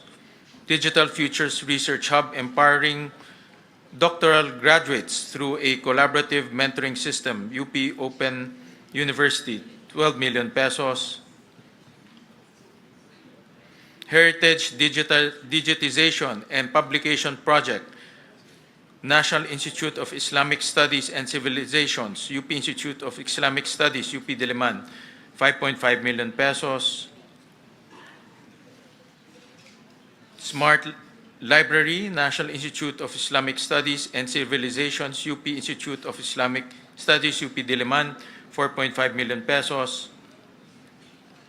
Repair and Rehabilitation of Atienza Hall, Department of Military Science, UP Diliman, 10 million pesos. And we go to the Philippine Energy Research and Policy Institute. The proposal is to the amount of 72 million pesos. And it's composed of the following: General and Administration and Support, 30 million pesos. Research and Development and Policy Utilization Program, provision of research services and policy development, 23 million pesos. Operation Technical Advisory Extension Program, Provision of extension services, 18.7 million pesos.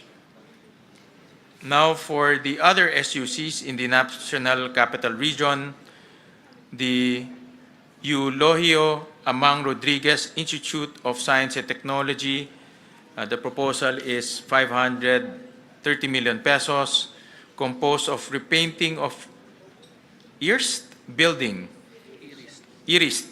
and replacement of old roofing in Apilado and Nudas building, 10 million pesos. Marikina Polytechnic College to the tune of 332 million pesos, composed of rehabilitation and repair of teacher education building and laboratories, 15 million pesos. To the Philippine Normal University, 1.5 billion pesos, composed of construction of a 3-story graduate school building, PNU Mindanao Campus, 30 million pesos.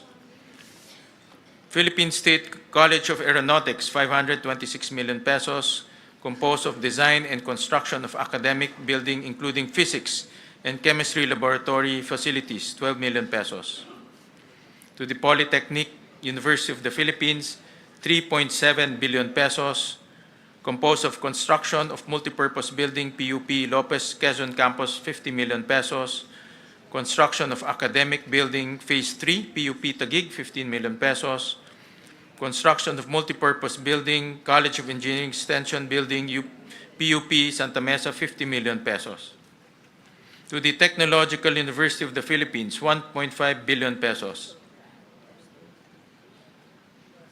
Construction and completion of multipurpose building, Barangay Western Bicutan, Taguig City, 40 million pesos.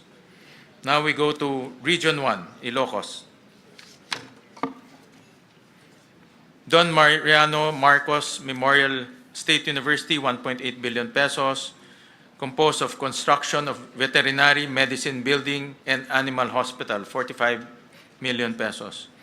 Ilocos Sur Polytechnic State College, 551 million pesos, composed of completion of academic building, Tagudin Campus, 45 million pesos. Pangasinan State University, 1.7 billion pesos, composed of construction of 3-story education building, Urdaneta Campus, 30 million pesos. University of Northern Philippines, 1 billion pesos, composed of construction of the College of Nursing Academic Building 3, Phase 1, 45 million pesos. Now we go to the Cordillera Administrative Region. Abra State Institute of Science and Technology, 394 million pesos, composed of upgrading of the Agricultural, Academic, and Laboratory Building, Main Campus, 30 million pesos. Apayao State College, 349 million pesos, composed of construction of 3-story Criminology Building, 30 million pesos. Benguet State University, 1 billion pesos, composed of completion of College of Medicine Building Phase 2, 30 million pesos. Kalinga State University, 505 million pesos, composed of construction of Criminology Academic Facility Phase 1, Bulanao Campus, 30 million pesos. Mountain Province State University, 525 million pesos, composed of completion of 7-story Engineering and Technology Building, Tadian Campus, 30 million pesos. We go to Region 2, Batanes State College, 195 million pesos, composed of construction, upgrading of academic building, Bachelor of Industrial Technology, Phase 1, 12 million pesos. Cagayan State University, 1.5 billion pesos, composed of construction of University Academic Building, 45 million pesos, Futures Thinking Research Program, 2 million pesos. Nueva Vizcaya State University, 864 million pesos, composed of construction of 3-story academic building, College of Teacher Education, Bayombong Campus, 20 million pesos. Quirino State University, 429 million pesos, construction of Office Administration Academic Building, Difun Campus, 20 million pesos. For Region 3, Central Luzon, Aurora State College of Technology, 363 million pesos. Composed of Futures Thinking Research Program, 2 million pesos. Tulong Dulong Program, 1.1 billion pesos. Bataan Peninsula State University, 1 billion pesos. Composed of renovation of training facilities to Food Laboratory Building, Abukay. Sorry, that's I read the wrong item. Rehabilitation of and extension of two-story academic building Balanga, Bataan, 35 million pesos. Tulong Dulong Program, 1.1 billion pesos. Bulacan Agricultural State College, 344 million pesos. Composed of construction of multipurpose academic building with solar panel and rainwater harvesting facility, 33 million pesos. Tulong Dulong Program, 1.1 billion pesos. Bulacan State University, construction of Gender and Development Building at Campus 2, Malolos, Bulacan, 60 million pesos. Tulong Dulong Program, 1.1 billion pesos. Central Luzon State University, 1.2 billion pesos. Construction of climate, composed of construction of climate resilient General Academic Building A, 40 million pesos. Tulong Dulong Program, 1.1 billion pesos. Nueva Ecija University of Science and Technology, 1.4 billion pesos. Composed of construction of academic building and training center, Phase 2. San Isidro Tabon Campus, 15 million pesos. Then Tulong Dulong Program, 1.1 billion pesos. Pampanga State Agricultural University, 631 million pesos. Construction of composed of construction of two-story College of Business, Economics, and Entrepreneurship Building, 30 million pesos. Composed of Tulong Dulong Program, 1.1 billion pesos. Pampanga State University, 1.2 billion pesos. Completion of 12 Classroom 3 Academic Building with Site Development Porac Campus, 25 million pesos. Tulong Dulong Program, 1.1 billion pesos. The Philippine Merchant Marine Academy, 351 million pesos, composed of construction of academic building, main campus, 30 million pesos, and Tulong Dulong Program, 1.1 billion pesos. President Ramon Magsaysay State University, 743 million pesos, construction 3-story College of Engineering, academic building, IBA Campus, 40 million pesos, Tulong Dulong Program, 1.1 billion pesos. Tarlac Agricultural University, 522 million pesos. Rehabilitation of old building, 30 million pesos. Futures Thinking, 2 million pesos. Construction of College of Education Child Research and Development Laboratory Experiences, 20 million pesos. Tulong Dulong Program, 1.1 billion pesos. Tarlac State University, construction of academic building for College of Engineering, Tarlac State University, 1 billion pesos. Construction of academic building for College of Engineering, 40 million pesos. Tulong Dulong Program, 1.1 billion pesos. Now for Region 4, Southern Tagalog and Palawan.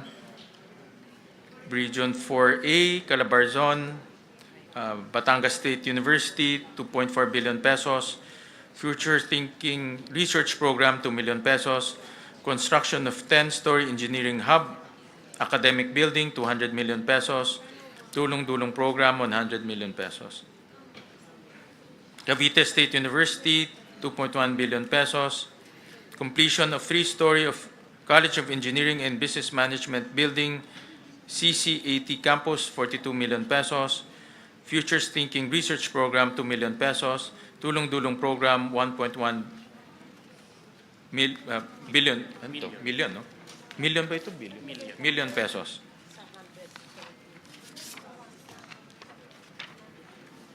Laguna State Polytechnic College, 1.1 billion pesos. Construction of 4-story, 24-classroom academic building, 36 million pesos. Replacement of gymnasium roofing system, including sea-purin repairs and insulation, 6 million pesos. Tulong Dulong Program, 1.1 million pesos. Southern Luzon State University, 761 million pesos. Tulong-dunong Program, 1.1 billion pesos. 1.1 million. University of Rizal System, 934 million pesos. Rehabilitation of ISR Academic Building, Morong Campus, 12 million pesos. Tulong-dunong Program, 1.1 million pesos. Marinduque State University, 418 million pesos. Futures Thinking Program, 2 million pesos. Construction of Academic Building for College of Arts and Sciences, 12 million pesos. Tulong-dunong Program, 1.1 million pesos. Mindoro State University, 487 million pesos. Establishment of Industrial Technology Education Laboratory, Phase 2, 30 million pesos. Tulong-dunong Program, 1.1 million pesos. Occidental Mindoro State College, 684 million pesos. Tulong-dunong Program, 1.1 million pesos. Palawan State University, 1 billion pesos. Construction of one-story academic and laboratory building, 3 classrooms at PSU Main Campus, Puerto Princesa City, 15 million pesos. Tulong-dunong Program, 1.1 million pesos. Romblon State University, 615 million pesos. Composed of construction of academic building in RSU San Agustin Campus, 40 million pesos. Futures Thinking Research Program, 2 million pesos. Tulong-dulong Program, 1.1 million pesos. Western Philippines University, 590 million pesos. Rehabilitation of Higher Education Building, Main Campus, 30 million pesos. Futures Thinking Research Program, 2 million pesos. Tulong-dulong, 1.1 million pesos. To Region 5, Bicol Region, Bicol State College of Applied Sciences and Technology, 318 million pesos. Construction of 5-story academic building 2, Phase 4, 15 million pesos. Bicol University, 1.1 billion pesos. Completion of BU College of Medicine Building Extension, 30 million pesos. Future Thinking Research Program, 2 million pesos. Construction of Bicol University Health Sciences Building, Legazpi City, Albay, Phase 1, 50 million pesos. Camarines Norte State College, 584 million pesos. Construction of 3-story IFMS Academic Building, Mercedes Campus, 30 million pesos.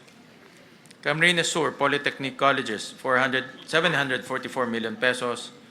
Construction of 4-story academic building, College of Health Sciences, Academic Building 4, Nabua Campus, 40 million pesos. Catanduanes State University, 793 million pesos. Completion of Student Convention Center with Amphitheater, 25 million pesos.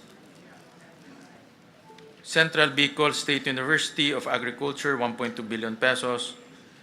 Futures Thinking Research Program, 2 million pesos. Repair Rehabilitation of Electronics and Electrical Classrooms Building, CBSUA, Calabanga Campus, 12 million pesos.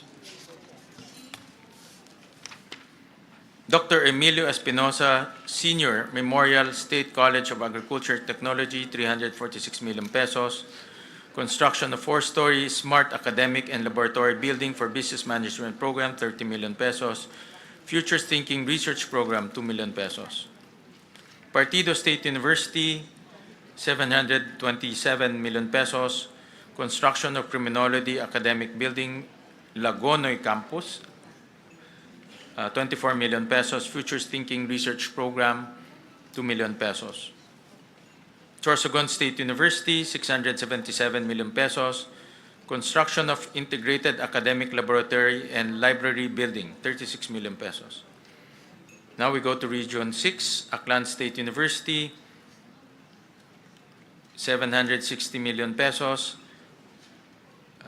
Composed of construction of academic building main campus, 30 million pesos. Capi State University, 1.2 billion pesos, composed of construction of academic building and analytical laboratory for fisheries and Marine Research's Pontevedra Campus, 40 million pesos. Guimaras State University, 380 million pesos. Completion of CBM Building Main Campus, 30 million pesos. Iloilo Science and Technology University, 1.1 billion pesos. Rehabilitation of vertical expansion of academic building, K Building, Iloilo City Campus, 40 million pesos. Futures Thinking Research Program, 2 million pesos. Iloilo State University of Fisheries, Science and Technology, 601 million pesos. Futures Thinking Research Program, 2 million pesos. Completion of academic building main campus, 12 million pesos. Northern Iloilo State University, 827 million pesos. Construction of 3-story general academic building, 24 million pesos. University of Antique, 801 million pesos. This is in your hometown. Hindi ko amendment yan. Hindi. It's, ano yan? Committee. Salamat.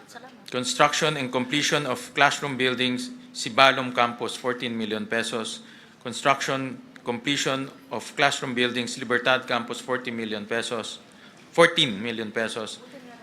Futures Thinking Research Program, 2 million pesos.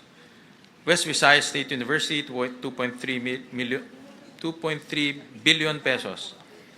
Composed of rehabilitation of Ramon Magsaysay Hall, Academic Building, College of Physical Education, Sports, Culture, and Recreation, 15 million pesos. Negros Island Region, Central Philippine State University, 632 million pesos. Construction of Agribusiness Program, Facility Phase 1, Main Campus, 30 million pesos. Negros Oriental State University, 1.1 billion pesos.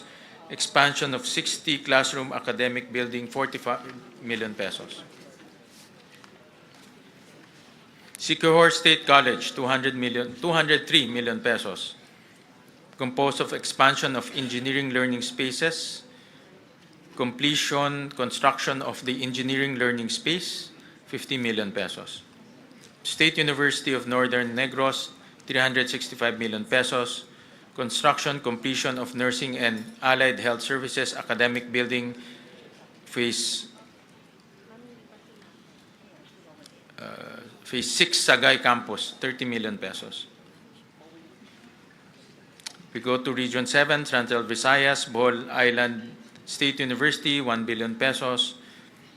Composed of construction of 6-story academic building, College of Technology, Main Campus, Dawis Extension, 45 million pesos. Cebu Normal University, 644 million pesos. Composed of construction of 8-story academic building, Phase 2, Balamban Campus, 30 million pesos. Biliran Province State University, we go to Region 8, Eastern Visayas. Biliran Province State University, 832 million pesos. Futures Thinking Research Program, 2 million pesos. Eastern Samar State University, 927 million pesos. Construction of 2-story College of Medicine dormitory building, 25 million pesos. Eastern Visayas State University, 996 million pesos. Construction of 4-story College of Arts and Sciences Extension, Main Campus, 40 million pesos. Leyte Normal University, 618 million pesos.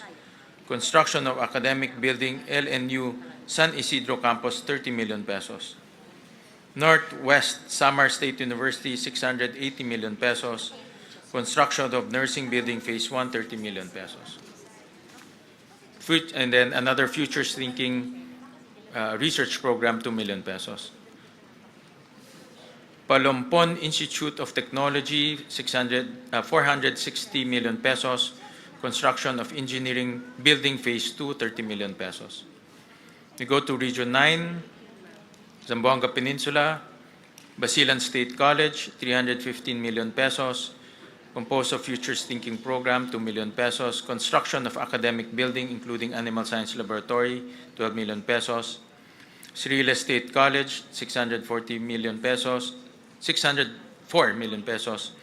Composed of construction of academic building with laboratories and library, Biswangan Lakewood Campus, 30 million pesos. Construction of academic building, main campus, 30 million pesos. Construction of student center building, Caridad Tumingag Campus, 34 million pesos. Jose Rizal Memorial State University, 938 million pesos. Composed of construction of 2-story, 10-classroom building with facilities, School of Engineering, 18 million pesos. Repair, rehabilitation of track and field oval, main campus, 20 million pesos. Western Mindanao State University, 1.3 billion pesos. Construction of 3-story College of Agriculture academic building, San Ramon Campus, 30 million pesos. Zamboanga Peninsula Polytechnic State University, 719 million pesos. Construction of Technology Building Phase 1, College of Engineering and Technology, 18 million pesos. Zamboanga State College, Marine Sciences and Technology, 342 million pesos. Construction of Academic Building 2, Phase 1, 18 million pesos. We go to Region 10, Northern Mindanao.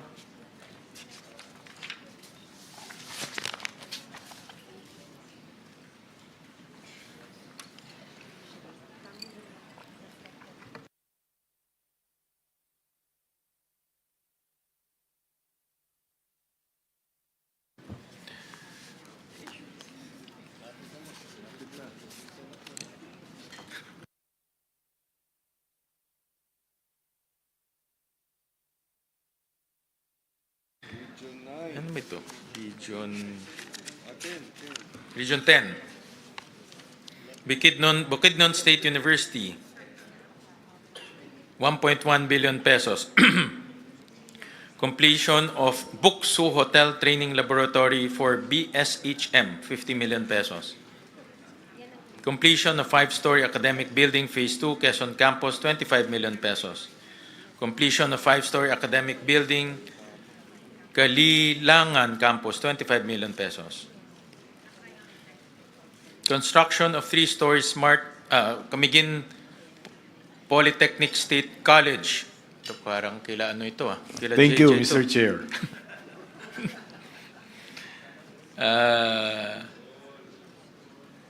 Nawala tuloy ako, Jay. 286 million pesos. That includes construction of 3-story Smart Institute of Technology building, main campus, 30 million pesos. Central Mindanao University, 1.1 billion pesos. Construction of academic building, College of Education, 45 million pesos. Construction of covered court, main campus, 10 million pesos. MSU Iligan Institute of Technology, 1.6 billion pesos. Composed of repair of various academic building structures, 12 million pesos. Northern Bukidnon State College, 295 million pesos. Composed of completion and equipping of 4-story IT building Phase 4, 25 million pesos. Northern Mindanao State College of Science and Technology, 500 million pesos. Construction of Agriculture and Environmental Science building, 50 million pesos. University of Science and Technology of Southern Philippines, 1.7 billion pesos. Establishment of 3-story Smart Computing Academic Building, Phase 1, Orqueta Campus, 42 million pesos. University of Science and Technology, Southern Philippines, Cagayan de Oro Campus. Okay, we go to Region 11. Mr. Chairman, Yeah. with your permission, Yes. before we leave Region 10, we'd like to appeal to the Senate because if you will see Region 10, all the schools have capital outlay. But then my university in my city and my province, if you can see here, it's all blank, zero. So almost all our university, state colleges and universities, you gave capital outlay. But in the case of Cagayan de Oro Campus, University of Science and Technology, zero. University of Science and Technology in Claveria Campus, zero. Can we appeal that we include the following, Mr. Chairman, to be able to be, to be fair to everyone? And we only are requesting, Mr. Chairman, Because in the House, we have agreed na there will be no capital outlay. But since the Senate has been giving capital outlay to all, actually all. But here, if you can see here, for Cagayan de Oro campus and also Claveria campus, zero. So may request the following for inclusion. Is that possible, Mr. Chairman? Mr. President, we were advised by the DBM that the operating unit is the University of Science and Technology Southern Philippines. Yes. So we were advised that the allocation will be in that university, Mr. President. But if you can I see think here, they have there is different no... campuses, if I'm not Yeah, mistaken. there are two campuses, and there is no capital outlay. That is why, if you can see here, all the other universities in northern Mindanao, Region 10, they have what you have given them, their buildings and their laboratories and academic buildings. But then, nasiro kami dito, Mr. Chairman. So I would just like, therefore, to move that we add what is just needed by the campuses, Mr. Chairman. Yes, wala dito zero Well, the PASOK, which suggested to us, PASOK actually compiled all the requests of the university, especially to increase their capacity, and they submitted to us. So they submitted to us the projects per university, not for extension campuses. So that's why in this case, the University of Science and Technology of Southern Philippines, the request went to that university, not to the extension campuses. This is the main, the university is an amalgamation of the Cagayan de Oro campus and the Claveria campus. The main campus right now is the USTP Cagayan campus. And then the other amalgamated campus is Claveria campus. So we would just like to request. Can we just, yeah. Yes, may I just help out the chair? Of course, but you're the chair of this, right? Yeah. But I also spoke to Dr. Tirso Ronquillo, who's the president of the state universities. To be fair to the chair, he did not select which university will have this and that. We left it to the state universities. So it was Dr. Ronquillo who submitted it to the chair. So they selected. And we know, of course, and Attorney Kong Rufus knows this, that while funding has been given to selected mother campuses, not all extension or satellite campuses were funded. For example, University of Antique, the Hamtic campus and my other campuses had zero funding. I see in your university, you have the main funding under the Oroquieta campus, which is of course not in your district. Like yung sa amin, Sibalom and Libertad. But there are 3 others in Caluya, in Hamtic, which were zero funded also. The chair requests, and it's up to you because this was the recommendation of the PASOK upon the consultation with the president of the SUC.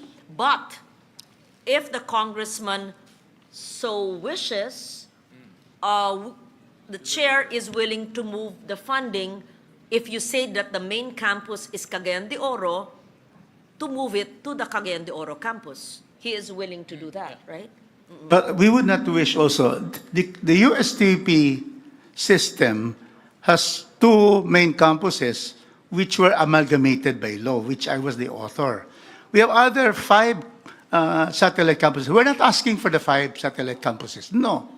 But we're only saying because of the density of students in Cagayan de Oro campus, 15,000 students. We need this following budget. It's not very big. If we'd like to bring this out, because otherwise, we will not have any capital outlay in the 2 amalgamated campuses comprising the USTP. I am not asking for the 5 satellite. Of course, 1 satellite has been given 52, that is in the province of, in in Oroqueta, Misamis Occidental. So these are what you'd like to ask, Mr. Chairman, if you permit us to propose. Now, for Cagayan de Oro campus, we are only asking for 50 million for the completion of the 8-story educational and student computer phase 3, computers, building. So it's a completion because right now, the building is not completed. So we're only asking for 50 million. But they're asking for more. But I am saying, because they're asking here to complete it 150 million, I said no, we'll only ask 50 million. And then the second very important request is the continuation of the Faculty Learning Resources Center Phase 2. They asked for 150 million. I'm only asking for 50 million.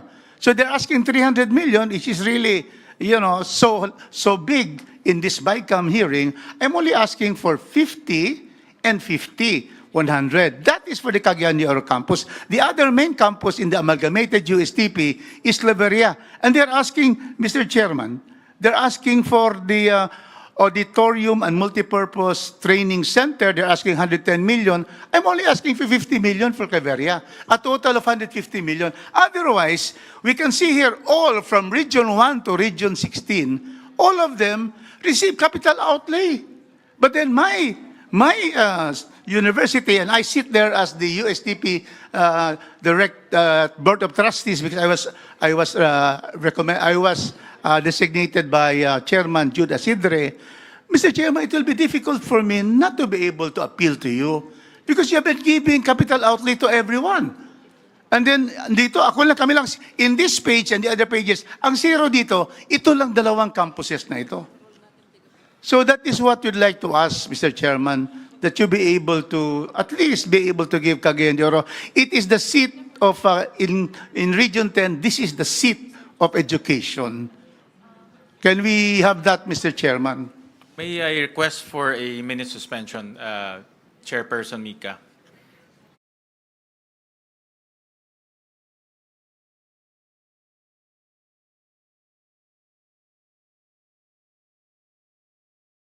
On the line. I remember when Shirley was a SUC president, she used to request for scholarships. And she said, she told me at the time, pag diretso ro ang pondo sa SUC, mas mabilis mag-facilitate sa estudyante. At that time, with all due respect, whoever was the chair of CHED. But of course, now she's in CHED. And she prefers all the funds there. So it's really up to us. We leave it to you, to us. Anong mas maganda? Kasi the SUC presidents, they want the funds diretso so that they should not ask CHED, that's a processing din sa kanila. Pag diretso, then they decide the 4P scholars, poorest of the poor, whoever.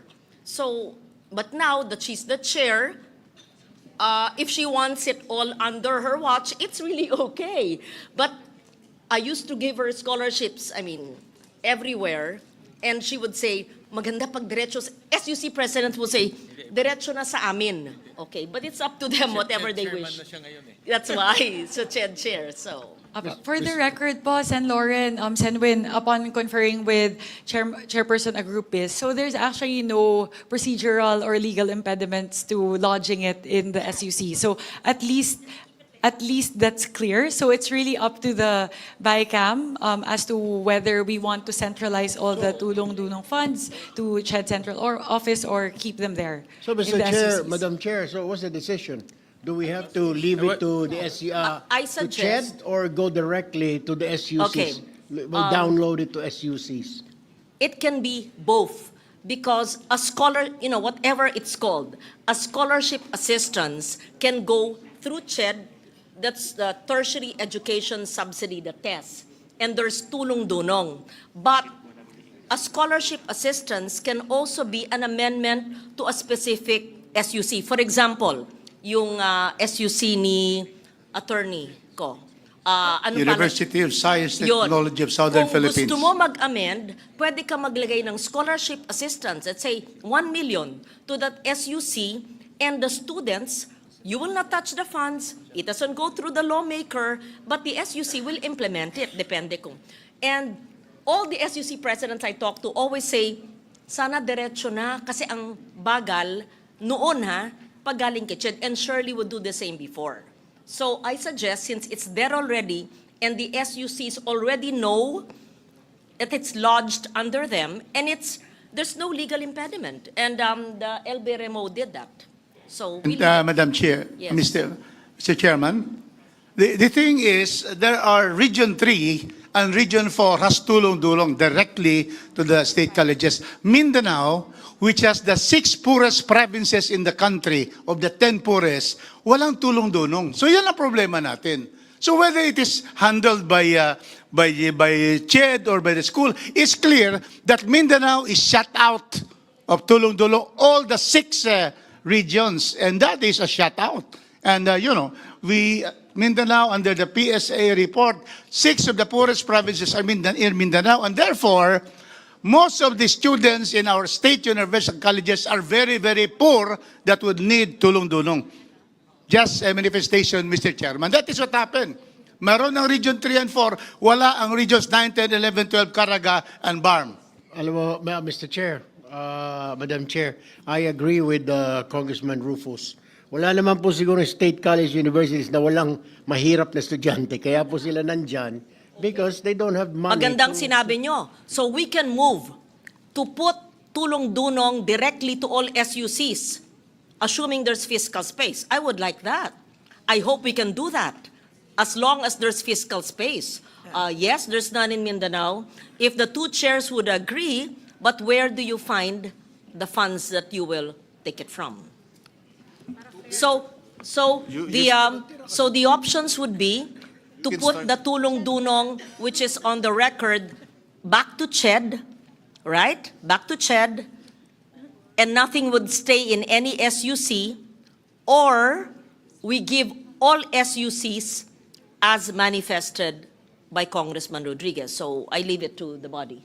Mr. Chairman, well, with the permission of the chairman, as it is, CHED has 2 billion of the tulong-dunong, and therefore maybe a special provision to provide that such amounts should be allocated to state universities where the tulong-dunong budget is not available, or something like that, Mr. President. Or we can start, pero maliit yung 2 billion.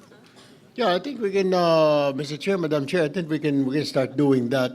Spread out this 2 billion, or kahit na mga 2.5, magtira ka na lang sa CHED na mga 200 million or 500 million, then 2.2 will go to the state universities and colleges. It will be easier and quicker for the students to ask for assistance rather than magre-request pang SUC sa CHED and then babalik pa. It will take some time. Baka tapos na yung klase, tsaka palang dumarating yung tulong-dunong. The only, I'm okay with both options. The only impediment I'm seeing in the other option, which is to lodge it into the different SUCs, is that we relied on the information from Chairperson Agrupis as to the estimate of how much tulong-dunong they would need for the following year. And I don't know how granular her data is. Does she already know how much each of the SUCs would need? I think that's the only impediment that I'm seeing, given the time constraint also that the BICAM would need to come up with a report, and then we would need to have it ready as soon as possible. So given that, just looking at the time constraint on having to put together the BICAM report at the soonest possible time, the option I'm leaning towards is to centralize all tulong-dunong to CHED central office. So I think there's a meeting of the minds to centralize it. So there's a pending motion to approve it. May I have, will you amend the motion? The tulong-dunong in the universities that were mentioned will now be under the CHED tulong-dunong. Yes, I move. All right. Second the motion. That's the case. The budget of the SUCs, including the University of the Philippines, is now approved, and the tulong-dulong program that were mentioned in each universities will be transferred to the CHED. Mr. Chairman? All right. Yes, just say, I did the math. No? I was listening to the amounts that was that were allocated earlier. 1 million, 2 million per SUC, no? But if my math is correct, if it's 2 billion and there are 113 state universities, that's about 17 million each. So, in other words, yung maliliit na 1 million can actually get 17 million if it is divided equally among the different. But of course, we leave that to CHED, no? Because different state universities will have different considerations and population and needs, etc. Mr. Chairman, the tulong-dulong that I have learned, have known Representative about. Rodriguez, my Yes. apologies. Please kindly wait to be recognized. I would first like to recognize Representative Pepito Alvarez and then Representative Rufus Rodriguez. Yes, thank you, Madam Chair, Mr. Chair. Yung tulong-dunong, hindi lang naman yun sa mahirap. Kung mahirap lang lahat ang bigyan, wala tayong talagang pera na ganyan karami. Pagkatapos, meron yung criteria, dapat deserving. Mahirap nga siya, bigyan mo ng pera, hindi naman siya deserving, hindi na mag-aaral yun. So that's my point. Kailangan deserving, kailangan may grado rin.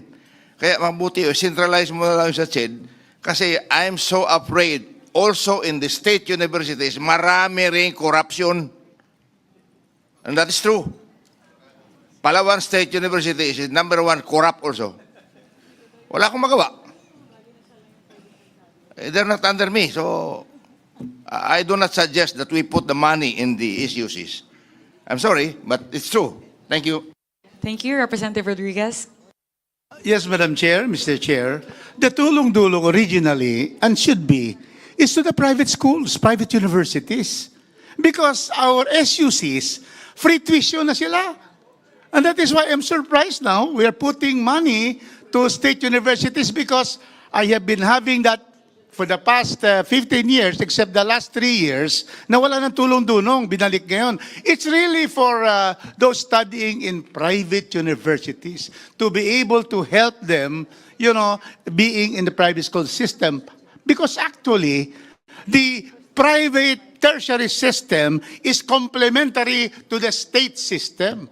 So yun talaga eh. So that is why tulong-dulong has always been given kasi for the past wala talaga yung SUCs because free tuition na sila and fees dito sa nangangailangan from the private sector. Private universities that those are very poor as stated by Chairman Pito Alvarez. Yes.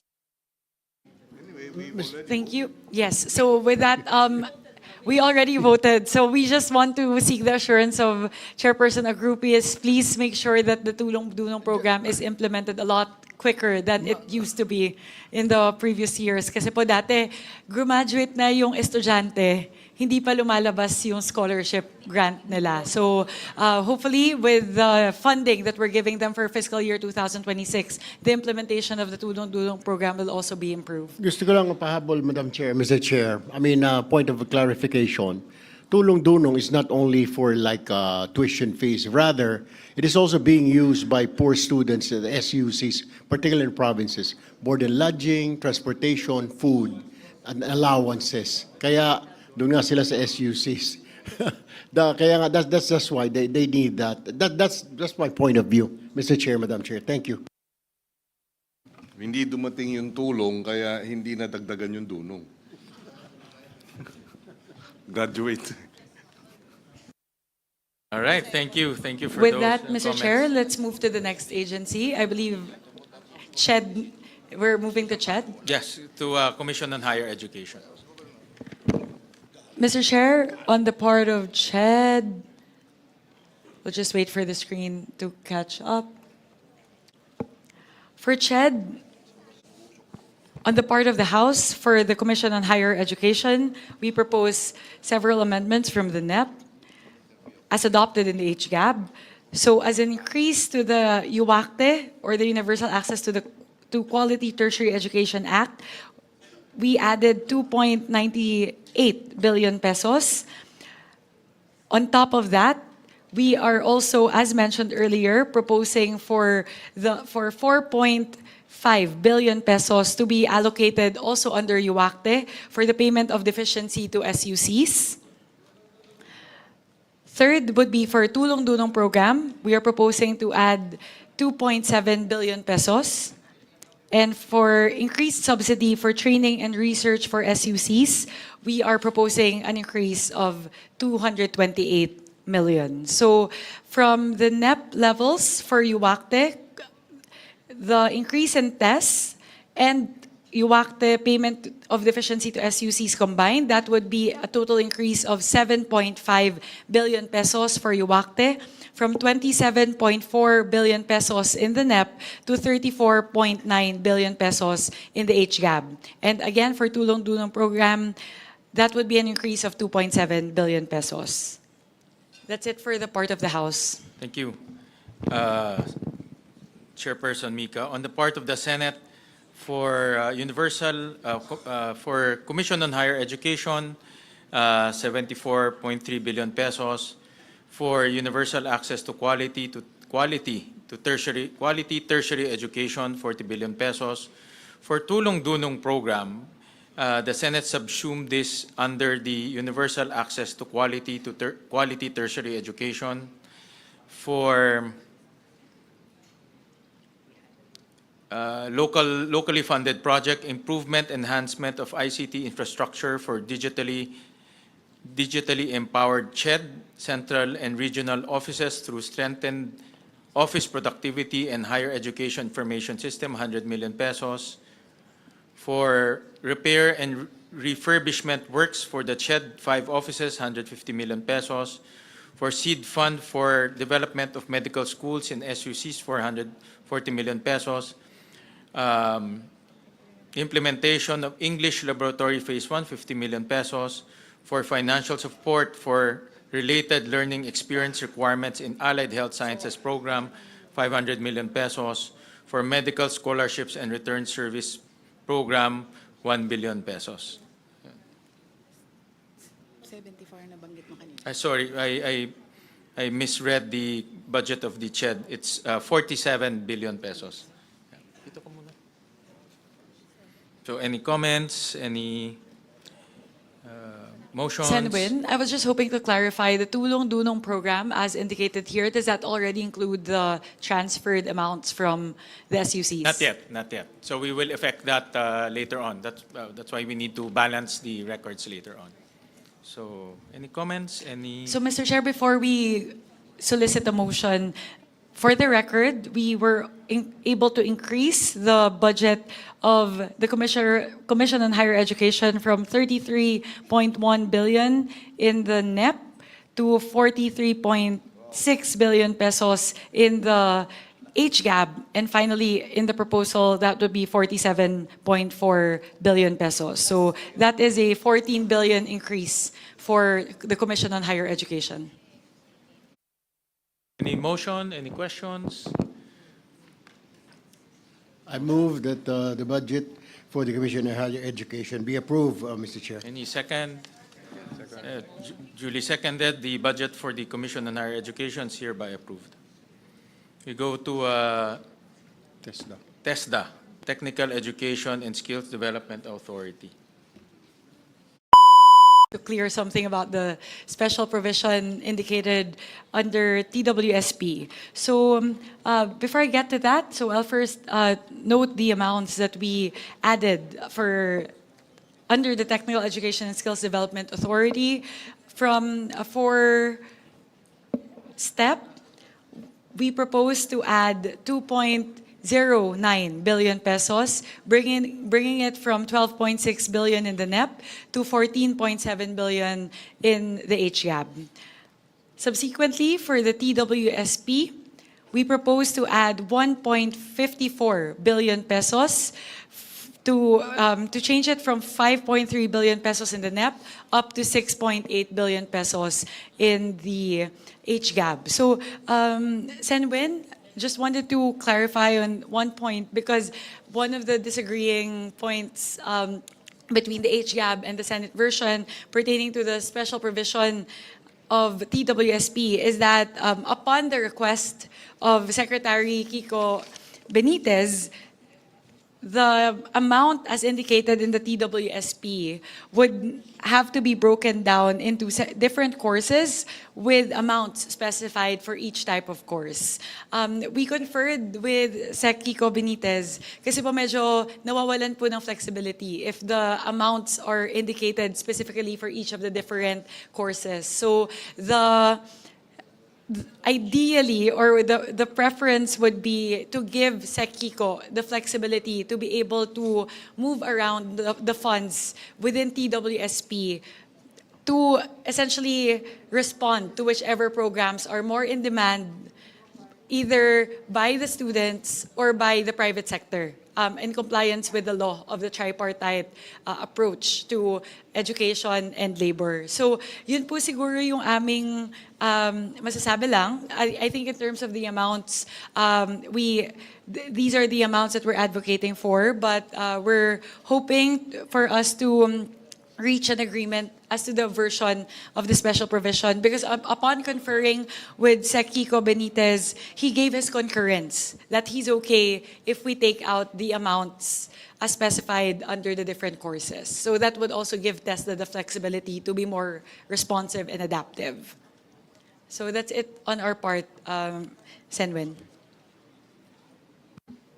Thank you for that. And indeed, special provision came from the agency. Yes. And I believe also that the agency received that from the Private Sector Advisory Council, the PSAC.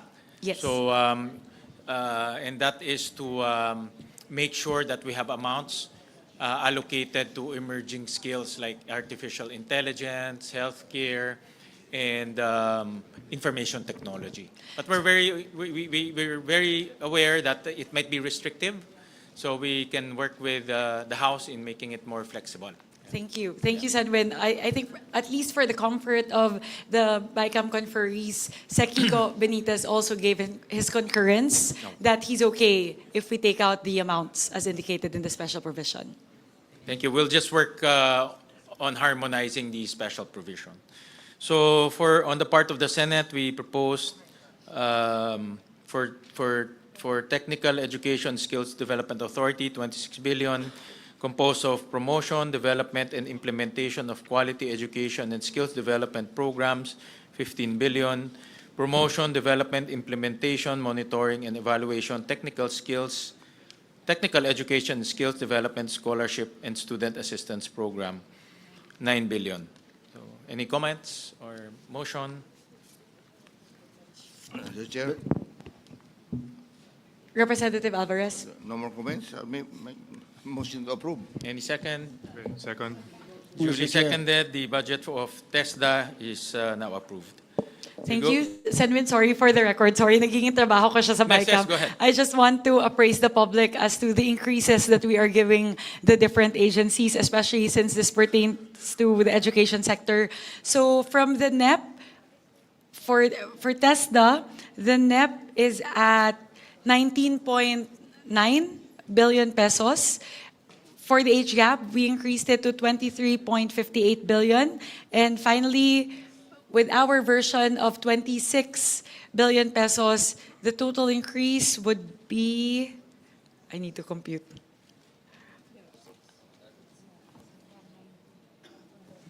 From the NEP, that would be a 6 billion pesos increase from the NEP. So we are giving 6 billion additional to TESDA. Thank you. Thank you for that. We now go to the Department of Science and Technology, Philippine Science High School System, your alma mater. Thank you very much, Mr. Chair. First of all, we are giving 19.49 million pesos additional for the implementation of the SNT scholarship. So this would allow students in the Philippines, this would allow Philippine Science High School to create another tier for the most indigent students thereby increasing their stipends from 4,000 pesos to 8,000 pesos. We are also providing an additional 4.7 million pesos to Philippine Science High School for the purchase of laptops. They have a loan program for the most indigent students wherein they could lend laptops to them. Sira na daw po kasi yung maraming laptops, so we're giving them funding to replenish their laptops. And finally, we are adding 97 million pesos to Pisay for the construction of the Advanced Science and Technology Building and the expansion of dormitory buildings in several of the campuses. So, Ms. Senwin, thank you for, medyo biased lang ako with regard to Pisay, given that it's my alma mater, but these amounts are very much needed by the students, especially the most indigent students of the Philippine Science High School system. So in total, we are giving Philippine Science High School an additional 121 million pesos. Thank you, Congresswoman Mika. For the part of the Senate, we propose for the Philippine Science High School system 3.4 billion pesos, composed of general management and supervision 520 million pesos. Motion to approve, Mr. Chair. Senwin, just wanted to clarify on something. Yung 520 po, because Pisay also gave us a request with that figure. Would this be for the scholarship or would this be for something different? This is for the scholarship. I think this is something that the BICAM po can discuss because there are two versions of the scholarship, the scheme that we can take a look at, and the price difference is around 400 million pesos. So perhaps this is something that we should scrutinize. Yung original proposal po kasi ng Pisay was to, currently po kasi there's a socialized subsidy program for Pisay, wherein the highest income students get 500 pesos, the most indigent students get 4,000 pesos each. So, yung original proposal po kasi ng Pisay is to essentially condense this socialized scheme into only two. So instead of 500 to 4,000, maging 4,000 or 8,000 pesos na lang po. So something that we would want to take a look in the new proposal, the new scheme from Pisay, ang mangyayari po, even the highest income students would also get 4,000 pesos. So in the other scheme, which I proposed to Philippine Science High School, we would still maintain the socialized scheme, 500 to 4,000, but this time, the most indigent students would now be able to get 8,000 pesos. So parang we're essentially just adding one new tier in the socialized scheme. So yun po siguro yung price difference, cost difference rather, nung dalawang proposals po. I understand from their proposal is, you're right, from 4 schemes, they'll make it into 2 schemes. And it's been, I think, quite a while since they... Yeah. When was the last time? The last time they increased it, I mean, I think you should know, no? Much better than I do. But the last time they increased the stipend is or scholarship is 10 years ago. So they requested from us to increase it and then also reduce it from 4 tiers to 2 tiers. And the budget that they requested is An additional 430. for 13 million. Yeah. Additional request of 413 million. Yes, session suspended. Strengthening of multidisciplinary care teams and expansion of the patient support program. And finally, we propose an increase of 24.8 billion pesos for the medical assistance to indigent and financially incapacitated patients or MAIFIP program. The increase in MAIFIP is due to the need to fund the government's, rather the directive of President Ferdinand Marcos Jr. to enable zero balance billing for indigent patients in all government hospitals throughout the country. So those are the proposals, Senwin, of the House. The additional 5.79 billion pesos for HFAP, the additional 150 million pesos for the Philippine Children's Medical Center, and the additional 24.8 billion pesos for MAIFIP. Thank you, Congresswoman Mika. I'll start off with the Office of the Secretary first. For the Senate, we propose for the Office of the Secretary 269 billion pesos, 297 billion pesos. For Office of the Secretary, 297 billion pesos.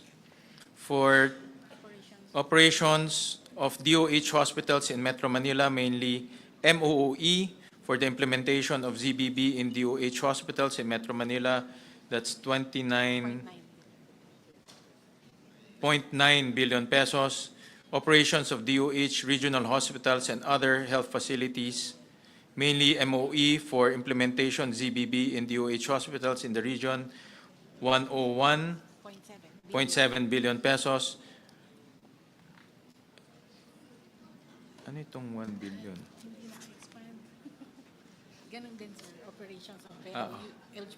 LGU, no? Sorry, hindi ho kasi naka-expand dito. Operations of LGU hospitals and other health facilities, mainly MOE, for the implementation of ZBB in LGU hospitals in the region, 1 billion pesos. Cancer Assistance Fund, 1.5 billion pesos. Health Sector Research Development, 92 million pesos. 92. 1 billion. Yeah. 92 million. Sorry, 92. Health Sector Research Development, 92 million. Health Emergency Preparedness and Response, 829 million. Health Facilities Enhancement Program, 16 billion. 26, ma'am. Ay, sir. 26 billion. MAIFIP Okay. is 28 billion. Kasi Yeah. yung kanilang Any comments, motions? Senwin, and to the members of the Senate contingent to the BICAM, if we may appeal for the adoption of the additional 24.96 billion pesos for the MAIFIP program, thereby increasing the amount to 49.2 billion pesos, that would be a huge help or actually that would be the enabling factor to implement the zero balance billing in all government hospitals all throughout the country. So without this, we believe without this amount, without the additional 2.97 billion towards MAIFIP, we will not be able to operationalize the directive of President Ferdinand Marcos Jr. to implement zero balance billing in all government hospitals all throughout the country. So that is the most important point on the part of the House contingent. increasing or retaining funds ensures that life-threatening cases are not delayed due to inability to pay. Number 2, it protects low-income families from catastrophic health expenses. Many Filipino families fall into debt or poverty because of sudden medical bills. MAIP absorbs a significant portion of these costs, preventing financial collapse and preserving household stability. Addresses high demand for public hospital services. Public hospitals continue to experience rising patient volumes due to economic pressures and limited access to private care. Adequate MAIP funding ensures hospitals can respond to this growing demand without compromising service delivery. Number 4, strengthens universal health care implementation. MAIP fills critical gaps where insurance coverage, example, PhilHealth, is insufficient or unavailable. Maintaining strong MAIP funding supports UHC by ensuring no patient is denied care due to cost. 5, reduces administrative burden on hospitals. With sufficient MAIP resources, hospitals can streamline patient processing, minimize unpaid bills, and improve overall operations. Minsan kasi yung hospital ginagamit na yung sarili nilang funds kung kulang yung MAIP funding nila. This allows facilities to allocate resources to service improvements rather than debt management. Number 6, supports the most vulnerable sectors. Beneficiaries often include senior citizens, PWDs, solo parents, minimum wage earners, and unemployed patients. Sustaining MAIP ensures these groups have reliable, equitable access to essential medical treatment. Number 7, strengthens public health emergency response. MAIP funding becomes especially critical during disease outbreaks, disasters, and public health crises. Increased funding allows DH facilities to respond quickly without resource constraints. Number 8, promotes healthy equity across regions. Many isolated and disadvantaged areas rely heavily on government-funded medical assistance.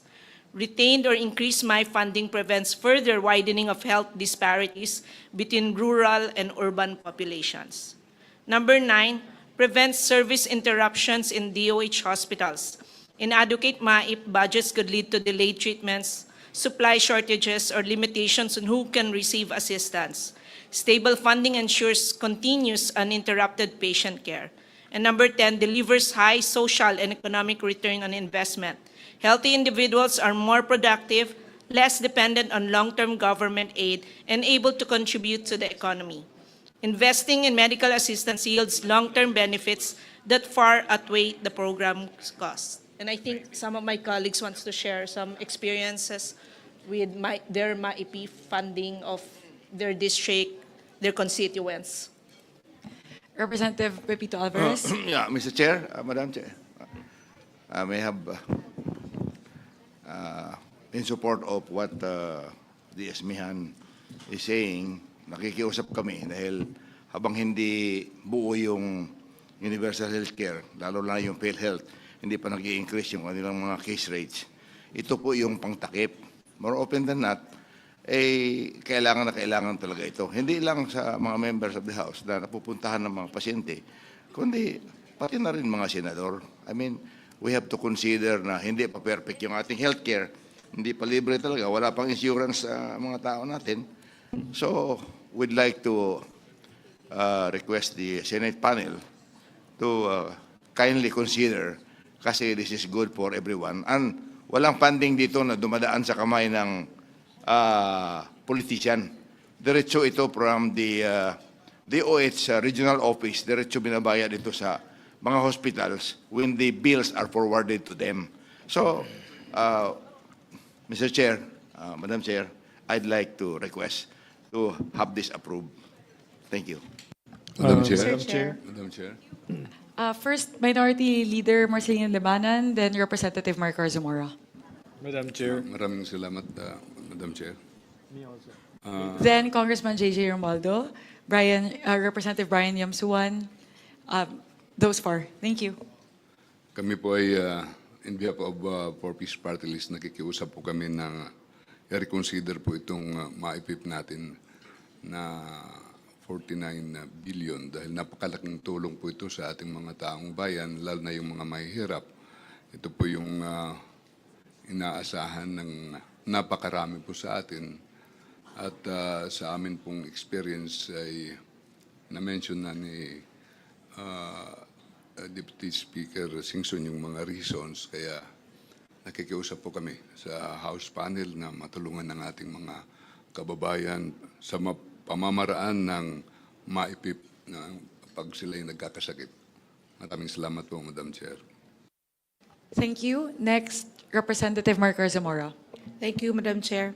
I just would like to share one best practice that we observe in the province, where RHUs that are already categorized as primary healthcare facilities are already qualified RHUs to receive MAIP.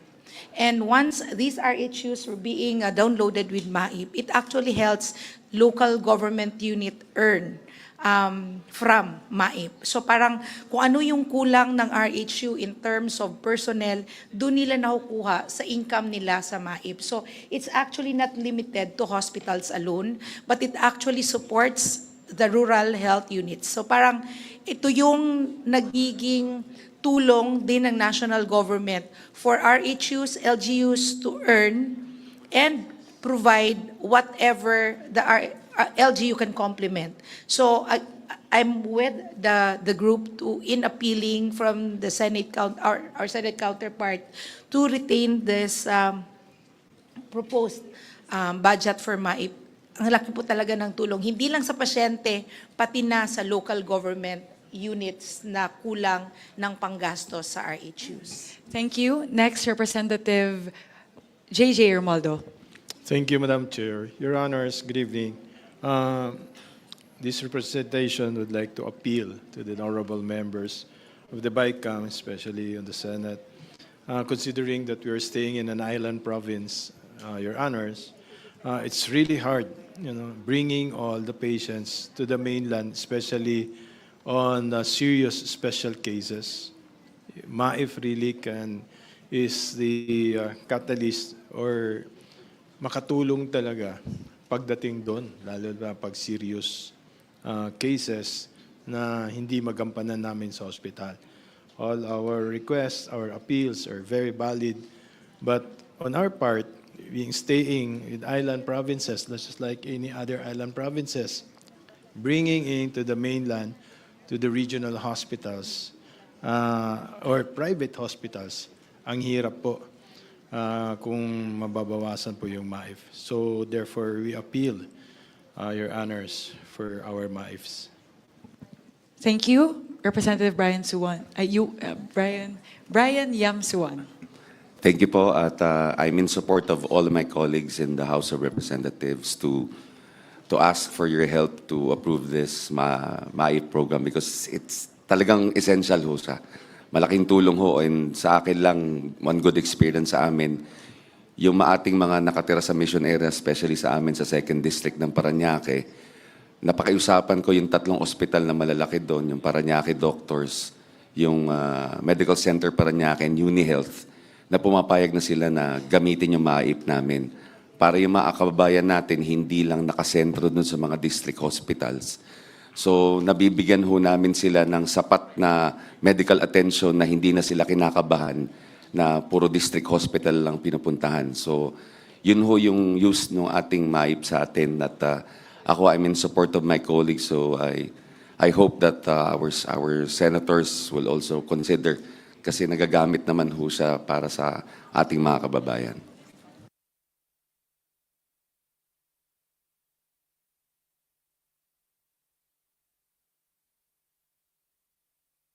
If I may po, I believe this was something that stood out to me during the interpellations in the Senate.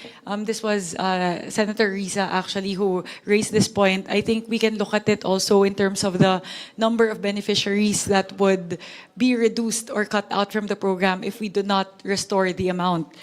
In 2025 po, the number of beneficiaries, given the GAA amount of 41.2 billion pesos was 3.3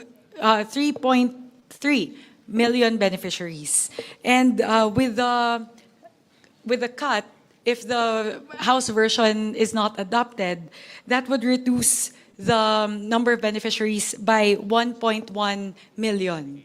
So ganun po katindi yung potential impact that you would have, bababa po yung bilang ng mga pasyente na masaserbisyohan natin mula 3.2 million ng 2025, pababa ng 1.1 million lang ng 2026. And as we know, tumataas pa rin naman po yung bilang ng mga kaso na mga pasyente na kailangan po nating i-cater. And again, in 2025, wala pa po yung pangangailangan para sa full implementation ng zero balance billing. So hence, with that, I appeal to our colleagues in the Senate to please consider adopting the House version of MAIFIP, which is at 49.2 49,203. But if you add the Senate if you add the requirements of the Senate, that would come to around 51 billion pesos. Kong Mika, just to pick on your point earlier, how many beneficiaries you said for 2025? Given the current levels of MAIFIP in the 2025 General Appropriations Act, which is 41.2 billion pesos, the number of beneficiaries serviced in 2025, actually, hindi pa po nagtatapos yung taon, so this can actually be a little bit higher. It's 3.3 million patients.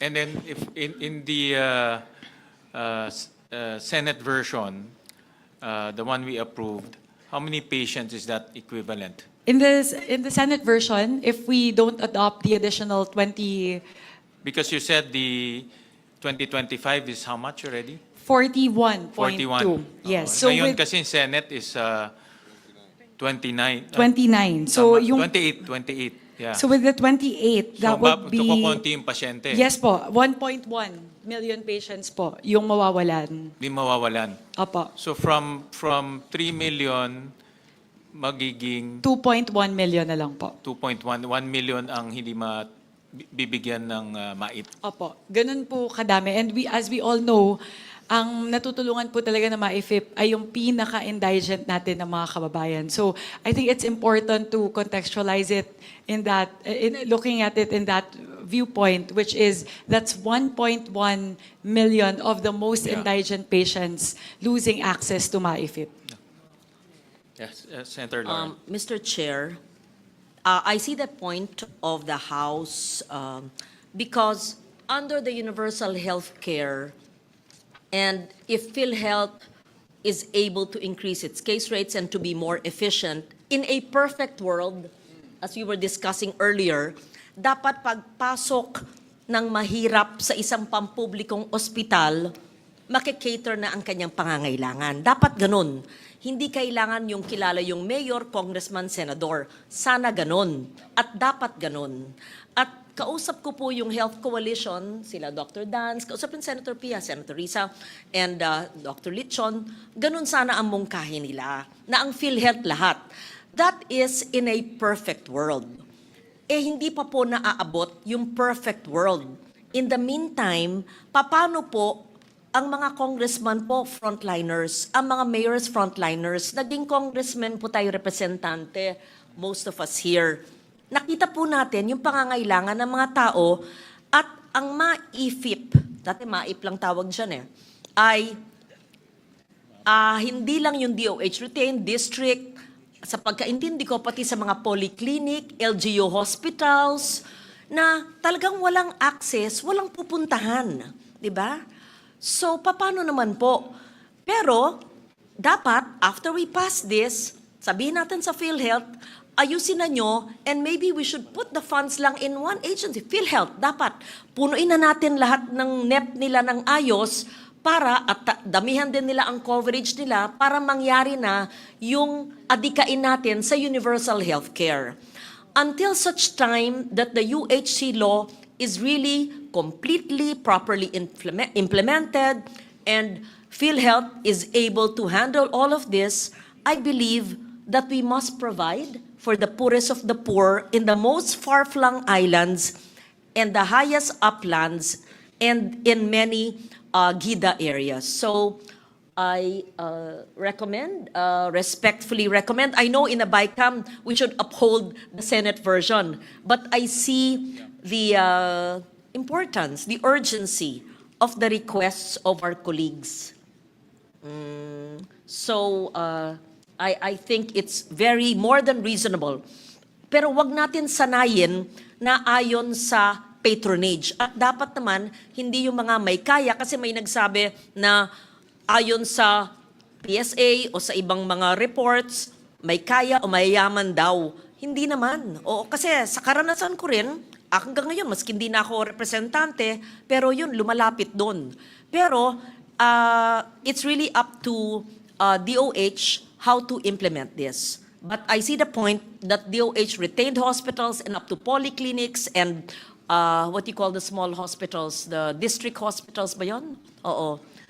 RHUs, yes. RHUs which don't have funding on their own, can use the MAIP. That's my view, Mr. Chair. Thank you. Thank you very much, Lauren. Just to add po, ang kagandahan po ng MAIFIP, kasi hindi lang siya government hospitals. May ganong flexibility po kasi ang dami po na magtatanong ka bakit pumupunta sa private hospital kahit po indigent. It just so happens that there are certain treatments, halimbawa po radiation or neuro cases na wala po sa mga accessible government hospitals, nandun lang sa mga private hospitals, or in case of, for example, motorcycle accidents, you rush the patient to the nearest hospital. So yun po siguro yung kagandahan ng MAIFIP. Binibigyan po tayo ng flexibility na tumugon talaga kung saan po kailangan nung ating indigent na kababayan ng tulong natin. Thank you for bringing it up, Chair. Dapat damihan ng DOH ang kanilang MOA sa private hospitals. At saka ganito ang sitwasyon kung government hospitals lang, punong-puno, sino nagsabi kanina, 300% mag-aantay ng ilang buwan, paano pag emergency? Pangalawa, papasok ko sa pampublikong ospital, wala naman sapat na gamit o kulang ng tao. How do you address the needs of the poorest of the poor? So, dapat may MOA sa lahat ng mga pribadong ospital sa lugar na yun. And I'll repeat, this is not going to be the norm because the UHC should really be implemented and PhilHealth should actually fund all of this. But for the next year's budget, habang hindi pa sapat ang in-offer ng PhilHealth or hindi pa kompleto yung universal healthcare, I think it is our responsibility, Mr. Chair, if you see fit, to fund the MAIFIP. Thank you. Thank you, Senator Lauren. We recognize Senator Erwin first, I think. Just on the point. Okay. Yes, Yeah, just, go ahead. it was I who mentioned that because of the zero balance billing announcement, there are many government hospitals. In fact, I was in a conversation with Dr. Gap Legaspi of PGH. They're experiencing 300% occupancy. And therefore, the challenge is how do you, because precisely of zero balance billing. So, and therefore, this may be one way of addressing the increase in occupancy in our public hospitals. I concur, Senator Kiko. In fact, I was looking at the data. On the average here in Metro Manila, the occupancy rate is about 200% to 200%, but in some cases 300%. Kasi libre sa government hospitals. Ang nagiging issue lang, you have to wait 4 months before you can get a surgery. So, ang choice mo, pupunta ka ng private hospital. Pero mahal ang private hospital. Dito naman papasok yung MAIFIP or PhilHealth. But PhilHealth cannot pay for all. No, mababa rin yung kanyang case rate, may limit rin siya. No, so, dito talaga pumapasok yung itong MAIP. Mr. Chair, I would just like to add, totoo po yung mga sinasabi ng mga kasama natin. Yung PhilHealth po, may mga hospital sa provinces, they don't accept PhilHealth kasi may mga utang pa ang PhilHealth. Pangalawa, yung meron din po yung tinatawag na AIX na ginagamit para sa hospital. May mga hospital na hindi po tumatanggap ng AIX. Ang pinakakilala lang po ng mga hospitals, halos lahat ng hospitals ay MAIFIP. Even St. Luke's, Cardinal Santos, mga malalaking private hospitals, they do accept MAIFIP now. Why? Kasi alam po nila na madaling mapuno yung mga government hospitals. Pag emergency, ang ginagawa po ng mga kababayan natin, bahala na. Tsaka na lang kami hihingi ng tulong. Alam nila walang pambayad. Kaya lalapit sila sa mga politiko para humingi ng pambayad. Ito po yung yung mga guarantee letters na binibigay naman para through yung MAIFIP ng Department of Health. So, ito po yung MAIFIP ang pinaka-widely accepted ng halos lahat ng ospital sa city, sa provinces, far-flung areas. Ito po yung naintindihan. Kasi yung PhilHealth, may mga hospital po hindi tumatanggap ng PhilHealth ID card. Kahit na po yung AIX ng DSWD, minsan may mga hospital na hindi po kilala yan. Ang kilala lang po ng karamihan ng hospitals, I think 90 to 95% of the hospitals ay yung sa DOH na MAIFIP, Mr. Chair. Sir Kiko. If I may just go back to the point also raised earlier by Senator Legarda. Ang malaking batikos dito sa ganitong sistema ay yung patronage na ginagamit ng mga politiko as an opportunity para matulungan yung mga sumusuporta sa kanila. But I think what we need to perhaps to prevent that is to have some safeguards by way of maybe a special provision as to how it should be implemented, number one. Number two, so that's one point, no? How to address this issue of being patronage politics being perpetuated. So let's put in place safeguards to prevent that, so that the system in place will insulate, no, the program from politicking, number one. Number two, maybe the concern also is that dahil sa NEP, 24 billion ang President's budget. No? Pero dinagdagan natin ang more than double. Halos more than double. It should have been 48, but it's 49. Of course, the fiscal space is a challenge. But ang Senate version naman, if you will look at the screen, we allocated 1 billion for DOH Universal Health Care Fund for zero balance billing in local government unit hospitals. So perhaps maybe that is one way kasi nabanggit ng chairman ng House panel na this is also to address the zero balance billing. So maybe a portion of the 49 billion we can put dun sa LGU hospitals for zero balance billing, which we've already we've already put 1 billion. Baka pwedeng dagdagan din yun, no? O yung 49, may portion of that, dagdagan dun sa LGU hospitals for the zero balance billing to be implemented in the LGU hospitals. So I'm trying to find a happy compromise in this regard, Mr. Chairman. Thank you, Senator Kiko. In fact, the different agencies have issued several circulars na bawal na talagang i-politicize yung mga tulong sa tao. For example, yung mga AICS, TUPAD, MAIP, but even scholarship. So meron na silang directive or circular. And on top of that, meron rin tayong special provision na bawal rin i-politicize. No?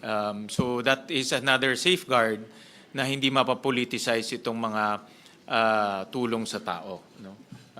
Yung importante lang naman dito ay matulungan yung tao. No? That's the most important. Yes, Senator Amy? Yes, maraming salamat Mr. Chair and Madam Chair. Wala naman sigurong tututol sa pangangailangan ng MAIP.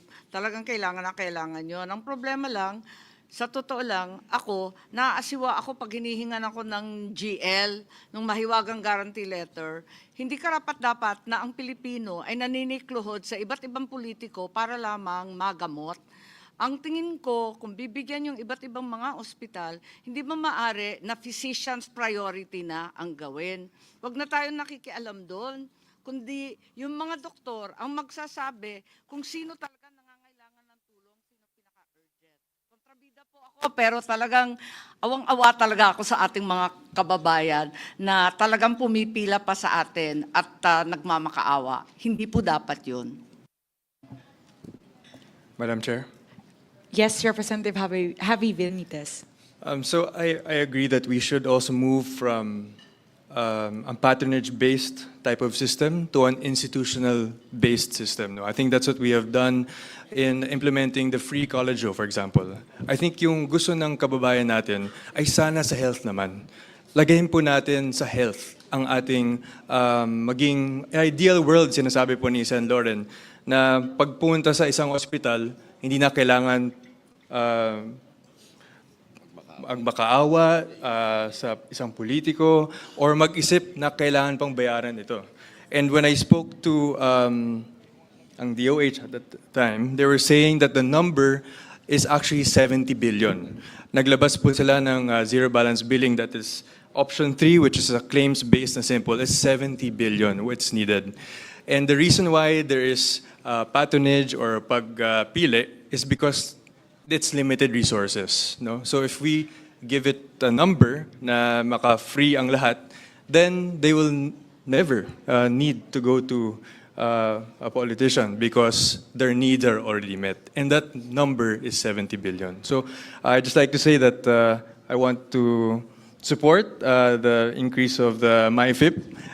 If the House version, of course, with this bicameral committee is approved, but sana in the future, maging totoong zero balance billing, and from our universal healthcare that was law in 2019, ma-fully realized soon. Yun lang po. Thank you. Madam Chair. Yes, Representative Maricor Zamora. Yes, because there was a mention earlier about the proposal of Senate for the DOH Universal Healthcare Fund for zero balance billing in local government. May I just know, Madam Chair, Mr. Chair, what would be the mechanism of this proposed program? And what is the difference between this program and the MAIFIP? This is a pilot program. In fact, I just got a text from Senator Pia. She's coming over. Because ang DOH hospital, zero balance na. No? Ang LGU gusto mag-zero balance. Pero hirap sila, I'm sure alam ni Abet to. Most LGUs, si Maricar, you were governor before. I was a mayor before. Talagang kinakain ng budget. As Governor Alvarez, no? Kinakain talaga ng hospital bills or hospital operation yung budget ng LGU. So we allocated 1 billion to help the LGUs achieve zero balance billing. This is just ang idea dito, this is just a trial fund because wala pa talaga ang DOH mechanism to download this. But we want them to already help the LGUs in achieving zero balance billing. So, ano ito, parang trial lang, no? Kasi wala pa silang guidelines on this. Okay. Madam Chair. In fact, we introduced a special provision na dapat mag-coordinate in DOH sa LGUs para to create that guideline. Madam Chair, Mr. Chair. Go ahead, Kong Maricor. Because based on how MAIF is being implemented now, there are already LGU hospitals that are already availing MAIFIP, and they're actually implementing zero balance billing dahil nada-download si MAIFIP directly to the LGU, utilizing the MAIFIP sa provincial hospital. So hindi ba po siya magiging duplication itong item na to sa MAIFIP where it's already implemented now na pwede nang direkta sa LGU? Ang conversation namin dito, itong DOH Universal Healthcare for Zero Balance Billing in Local Government Units, para siyang subsidy. No? Para siyang subsidy for your hospital. So for example, sa Bataan may hospital kayo, pwede niyang i-subsidize. Kami sa Valenzuela, pwede niyang i-subsidize. Or sa Ilocos Norte, pwede niyang diretso i-subsidize. So that's the mechanism there. No? Yeah. So, Yan yung idea. But they have to come up with guidelines to operation. Yeah, Mr. Chair. Well, Kaya po nag-worry. Yes. Yun ang yung pangkalangan. Ayon po ako doon. Talagang ayokong lumuluhod yung ating mga kababayan para lang But admittedly, wala pa kasing guidelines to, no? So that's why we included in the special provision to consult with the LGUs. Yes, Mr. Chair. Kasi yung MAIPIF, it's already in the LGU hospitals and it's implementable already. Kaya yung another one na hindi kami sure kasi gagawa pa ng guidelines. While the MAIPIF, we know na kaya nang magamit kaagad ng patients. So doon kami nagwo-worry na tatanggalin niyo yung MAIPIF, dadalhin sa something na hindi pa klaro. Well, we know na mabilis magamit yung MAIPIF. Importante ngayon, mabilis matulungan ng tao. Diba? Kasi any delay, ang sakit hindi mo madidelay. no? Ang opera hindi mo madidelay, no? So we need to have a mechanism na mabilis ang tulong sa tao. No? Alright? So, Mr. Chair? Hindi, ako magsalita ng konti pa. Oh. go ahead po. Hindi, ayaw ko lang din marinig kay Senator Amy, with her indulgence, na pumipila sa politiko. 4 na taon na po ako, wala pa akong pasyente na pupunta sa akin. Meron lang akong team of social services sa bawat munisipyo, sila nag-asikaso.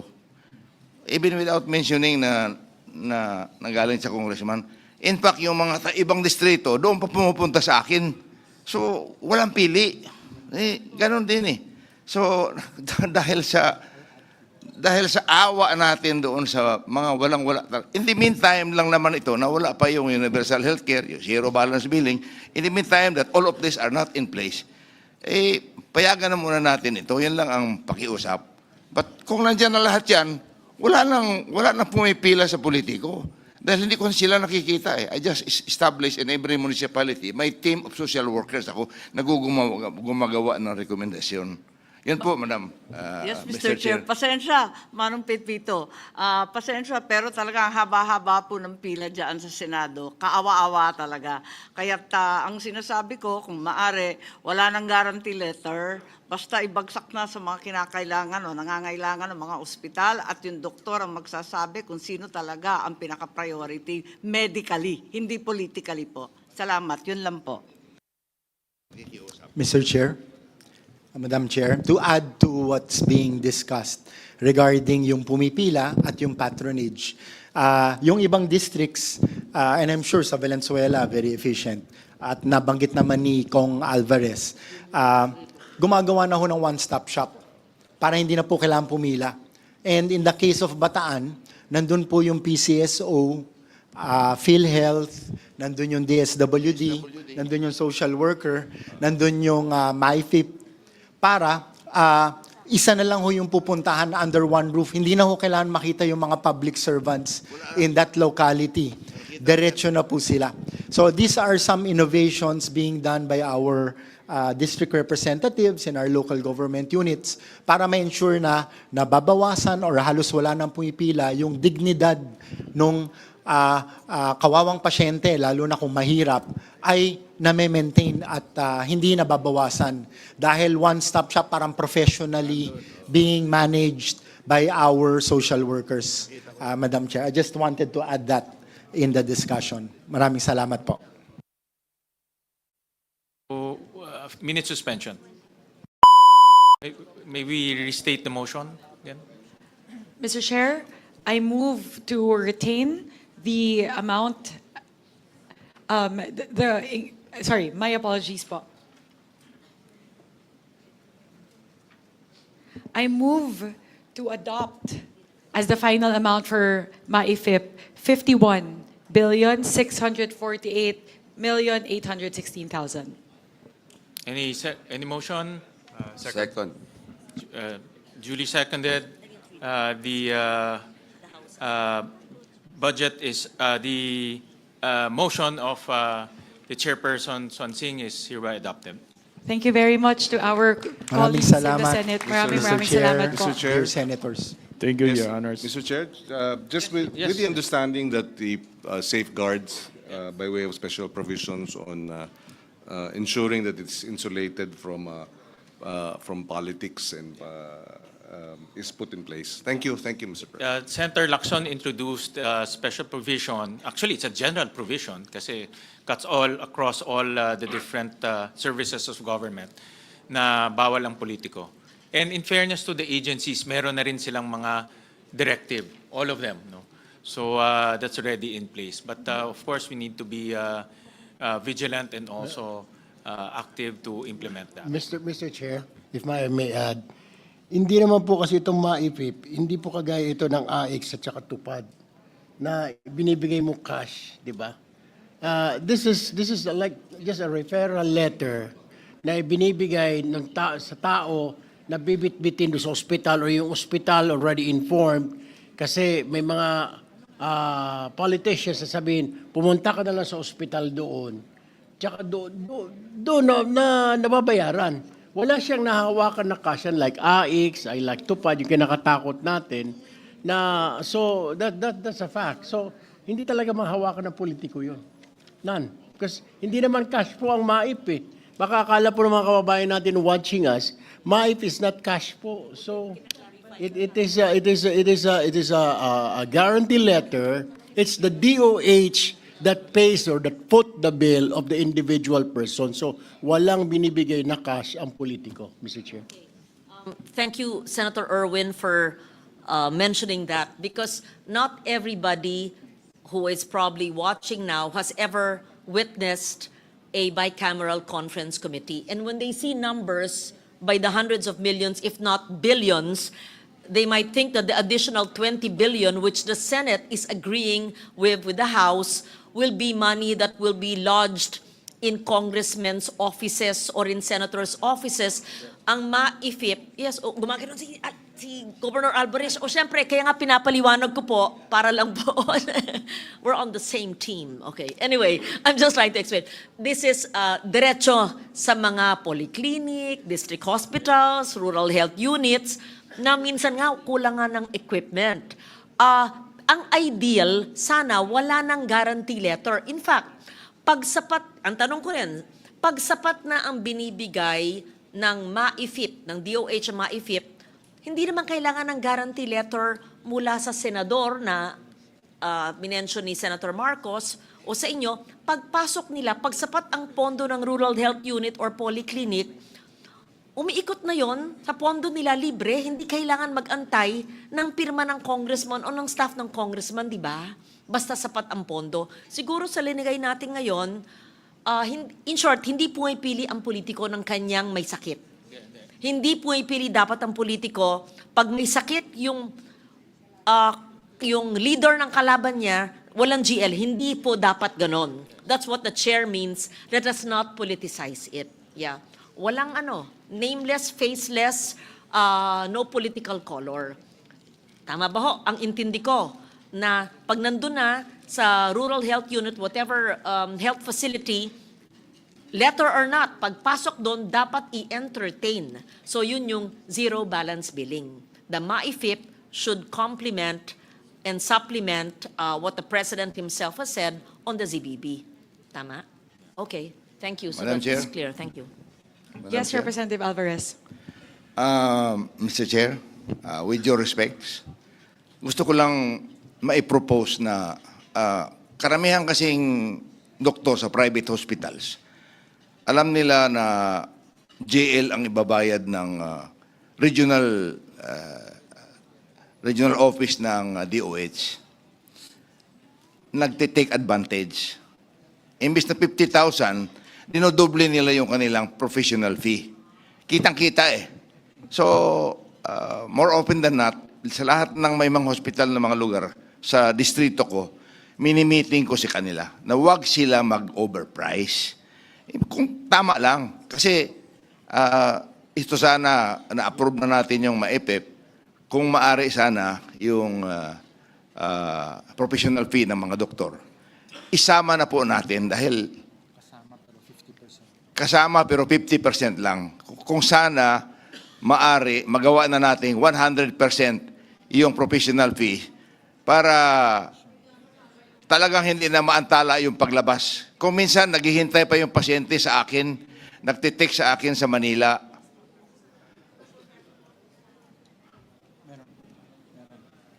Professional fees now, they accept 50%. So I suggest, Madam Chair, Mr. Chair, na kung maaari, gawin na natin 100%. With the provision na kausapin natin ang mga doktor na huwag mag-overcharge. Ginagawa ko po yun sa lugar ko, especially in Brooks Point, 3 private hospital doon. Miniting ko sila, nakiusap ako dahil nagbayad na ng nagdala na ng JL galing sa social service office ko. Siyempre, ayaw pang palabasin. Dito ako sa Manila, nagte-text, tatawag pa ako sa Puerto Princesa para mag-deliver ng pera doon sa isang bayan. That's 3 hours away from Puerto. Mahirap po na, lalong-lalo na magaling na yung bata. nandoon ang nanay, wala nang makain doon dahil uuwi pa sa kanila. Pati nga pamasahe noon, marami po kayo may mga indigents sa Southern Palawan, especially mga indigenous people. Kaya hindi naman, wala akong indigenous people nakita na nagluluko doon sa maipep at saka sa mga pribilehiyo. So, more often than not, talagang naaantala yung kanilang pag-uwi. Lalo na kung masama ang weather. Hindi bali kung isang oras lang yung biyahe na magandang weather, simentado yung kwarsada, aakyat pa sa bundok yan. Kaya kung maaari, propose ko na yun na bayaran na natin 100% ang provisional fee, tanggapin na natin na 100% mababayad. Thank you, Madam Chair, Mr. Chair. Senator Amy? Yes, thank you very much, Mr. Chairman and Madam Chair. I'd just like to bring our attention to the general provision referred to earlier by Chairman Gatchalian. It's on IB 683 page between lines 52 and 53. And this refers to the prohibition on political involvement in cash distribution. So, nakikita ko naman na talaga naman maganda ang mithiin nito. Subalit, sa kabila niyan, kinakailangan basahin natin ng maigi. Unang-una, wag natin limitahan sa cash. Kasi yung MAIP nga tulad ng pinaliwanag ni Senator Erwin, talagang hindi naman cash. Pero dapat sakop pa rin ito. Pero medyo mabigat rin ang wording kasi walang politikong present to participate in, to influence, or otherwise take part. Medyo mabigat kasi alam naman natin ang trabaho natin, taga-endorse, taga-recommend, lahat ng request natin sa tambak, siguro naman hindi mamasamain. Kaya gusto ko sana na i-review sana itong general provision. Palawakin siya kasi maganda ang mithiin na hindi lang cash assistance, kundi lahat ng assistance. Tapos, wag naman sakop lahat na halos may penalty pa. Kapag ando ng politiko, parang mabigat-bigat naman yata to. Higit sa lahat, I do believe that legally this is actually surplusage when in fact we already have the DAP ruling, which is very clear that politicians should not meddle in any way in the implementation of projects. Once the budget is passed, it's hands off to all legislators. Yun lang po, mere observation and perhaps an invitation to review this general provision. Mr. Chair, Senator may Erwin? I also manifest to a provision kasi po the professional fee is not included and hindi po tumatanggap ang mga doktor karamihan sa kanila ng MAIP. So if we can put a special provision na i-incorporate na ng hospital doon sa bill ng pasyente yung professional fee. Kasi usually po dapat isama na po ng hospital. Bahala na muna yung hospital magbayad sa doktor because ito po ang problem. Bayad po yung bill, hindi pa rin po makalabas ng pasyente because hindi pa bayad yung professional fee. So tumatakbo na naman, nadadagdagan yung per araw, every day na he overstays in the hospital. Kaya nga ko, if we can make a special provision, Mr. Chair, na isama na doon sa hospital bill ang professional fee para pagbayad ng MAIP, makalabas na yung tao. Kasi the problem right now, Mr. Chair, bayad nga yung hospital bill. Sasabihin naman ng hospital, yung professional fee. So hindi pa rin makalabas po yung pasyente. So siguro isang provision, Mr. Chair, na incorporate natin dito, na isama na ng hospital, ang hospital na ang maglagay ng professional fee sa total bill para yung hospital na muna magbabayad sa doktor, Mr. Chair. Two notes po, if I may, Senwin. First po, with regard to the manifestation of Senator Amy Marcos, we would like for the record state that the House contingent supports the manifestation of Senator Amy Marcos to review the wording as currently proposed by the Senate with regard to the general provision prohibiting the the political involvement in these activities. I totally agree 100% with the manifestation of Senator Amy that this actually impinges on like a previous ruling already made by the Supreme Court pertaining to DAP. So I agree, it's the penal provision, it's a penal clause that's actually a little bit that's the reason why the House is a little bit hesitant with regard to adopting it. With regard to the manifestation of Senator Erwin Tulfo, we actually do have in the HGAB a proposal pertaining to the professional fees. So in the HGAB, as you would see po, the special provision says that 100% of the professional fees should be inclusible in the MAIFIP disbursement. So we thank Senator Amy Marcos and Senator Erwin Tulfo because those are both positions of the House, very much consistent with the positions of the House contingent. Thank you very much, Pa. Thank you. And I also concur that the suggestions of Senator Amy will definitely study that and tighten it. Senator Pia also suggested language on the inclusion of professional fees, subject to the formulation of guidelines to govern the coverage of professional fees. So, kasi nga ang tricky dyan, Gov, yung presyo ng professional fee. No? Kasi mayroong mahal na professional fee, mas mura, depending saan siya nag-graduate, depending saan siya nag-practice. So, we'll leave that to the DOH. Pero, insofar as MAIF can be used, it can be used. Mr. Chair, point of clarification, the professional fee, yung charges is depending on the room that you get. Kung ba VIP din yung charge sa'yo. Kung yung mga like semi-private din yung i-charge sa'yo. Yan po yung kalakaran sa mga hospitals these days, Mr. Chair. Salamat. So we can... Mr. Chair? Yes.